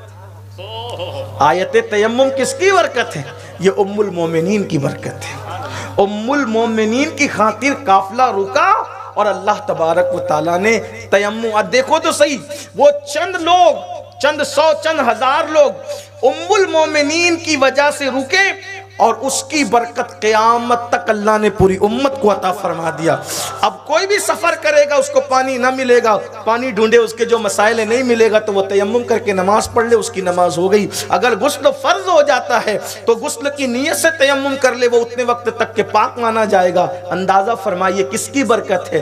تو جس وقت تیمم کی آیت آئی، حضور علیہ السلام نے مسکرا دیا، کیونکہ امت کے لیے حضور آسانی چاہتے تھے، مشکل نہیں چاہتے تھے۔ حضور نے مسکرا دیا تو کہنے والے کہنے لگے، اے آل ابو بکر، یہ پہلی برکت نہیں ہے تمہاری، اللہ اکبر، تمہاری برکت سے اللہ رب العزت نے ہمیں تیمم کی آسانی عطا فرما دی۔ لیکن رکے کس؟ ام المومنین تو اپنی جگہ، حضور نے بیوی کی خاطر، اللہ کے رسول علیہ السلام نے بیوی کی خاطر قیام فرمایا، ٹھہرے۔ پورے لشکر کو کتنی محبت تھی۔ آج بتائیں یہ محبت کا تصور ہے کہاں؟ آج کل بس جاتے جاتے اختتامی گفتگو اینڈ کرتے ہوئے لوگ یہ شکایت کرتے ہیں، فلاں کی بیوی شادی شدہ ہونے کے بعد بھی دوسرے کے چکر میں ہے۔ میں کہتا ہوں کہیں نہ کہیں اس کا ذمہ دار شوہر ہے۔ پوری رات انٹرنیٹ پہ بیٹھو گے، واٹس ایپ لے کر بیٹھو گے، فیس بک لے کے بیٹھو گے، بیوی کو پیار ہی نہیں دو گے، وقت ہی نہیں دو گے۔ شریف ہے تو گھٹ گھٹ کے مرے گی، بے باک ہے تو کسی کے ہتھے چڑھ جائے گی۔ شوہروں کو چاہیے اپنی بیوی کے لیے وقت نکالیں۔ حضور علیہ السلام سے مصروف ترین زندگی کسی کی نہیں تھی، ان سے زیادہ پاکیزہ بیویاں کا تصور کون کر سکتا ہے؟ حضور علیہ السلام نے اپنے ٹائم کے 3 حصے کر رکھے تھے، وقت کے 3 حصے، ایک حصہ مکمل 1/3 اپنی بیویوں کے لیے حضور رکھتے تھے اور ان کو پورا ٹائم دیتے تھے۔ اور اس درمیان جو حضور بیٹھتے تھے نا، ہائے ہائے ہائے، جب بیٹھتے تھے تو پتہ ہے آخرت کی بات بھی ہوتی تھی۔ پھر کبھی کبھی ام المومنین سے کہتے تھے، عائشہ وہ جاہلیت کے دور میں فلاں شاعر نے کچھ اشعار لکھے تھے، وہ تمہیں یاد ہے؟ ذرا مجھے سناؤ۔ تو پھر وہاں ہنسی مذاق بھی ہوتی تھی، وہاں ہنسی مذاق بھی ہوتی تھی، جیسا کہ ان کے شایان شان تھا۔ اپنی بات پہ قیاس مت کرنا، شایان شان تھا۔ ایک خوبصورت بات یاد آئی، جب حضور کی سیرت کا باب چھڑتا ہے تو مجھے بڑا پیار آتا ہے اور بہت اچھا لگتا ہے۔ آئیے کس طرح زندگی تھی اس کو سن لیں، بات اینڈ کی طرف جاری۔ وقت میں نے زیادہ لے لی، جتنا ٹائم دیا ہو تو اس سے زیادہ ٹائم لے لیا میں نے، اس کے لیے معذرت چاہتا ہوں۔ تو ایک مرتبہ دیکھیے کیسی زندگی تھی، ہنسی مذاق بھی ہوتی تھی اس میں جیسا کہ ان کے شایان شان تھا، شاعری بھی سنی جاتی تھی جیسا کہ ان کے شایان شان تھا۔ ایک مرتبہ ام المومنین حضرت سودا، یہ بھی ایک ام المومنین کا نام ہے، سودا۔ لوگ کہتے ہیں حضرت نیا نام دیجیے، میں کہتا ہوں یہ بھی تو نام نئے ہیں، ابھی تک رکھا کس نے ہے؟ پوری اونا میں کسی کا نام سودا ہو تو بہت اچھی بات ہے۔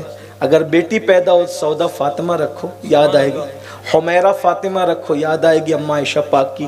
عائشہ فاطمہ رکھو، صفیہ فاطمہ رکھو، میمونہ فاطمہ رکھو، یہ سب امہات المومنین کے نام ہیں نا، رکھو یہ نام۔ نہیں ہے تو رکھو، نئے نام ڈھونڈتے ہو کہاں سے لاتے ہو، سیریل سے لاتے ہو، پھر وہی وہ جو گندگی سیریل میں وہی تمہاری بچیوں میں آتی ہے، بچوں میں آتی ہے۔ ام المومنین سیدہ سودا نے، حضور علیہ السلام کو حلوہ بہت پسند تھا، حلوہ تیار کیا اور حلوہ تیار کر کے آقا علیہ السلام کی بارگاہ میں، اس دن باری تھی ام المومنین سیدہ عائشہ پاک کی۔ آقا علیہ السلام نے باری مقرر کر رکھی تھی، ایک دن ان کے یہاں رہیں گے، ایک دن ان کے یہاں رہیں گے، ایک دن ان کے یہاں رہیں گے، ایسا ہوتا تھا، باری باری قیام ہوتا تھا۔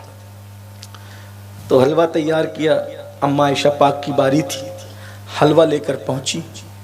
پہنچنے کے بعد حضور بیٹھے تھے اماں عائشہ پاک کے ساتھ، تو حضور سے کہا، حضور میں نے آپ کے لیے حلوہ بنایا ہے۔ ایک بات تو بات ہی ہوتی ہے، کبھی کبھی ایسا ہوتا ہے پیر باپو آئے تو حضرت ذرا یہ کھاؤ نا، یہ ڈش میں نے آپ کے لیے بنائی۔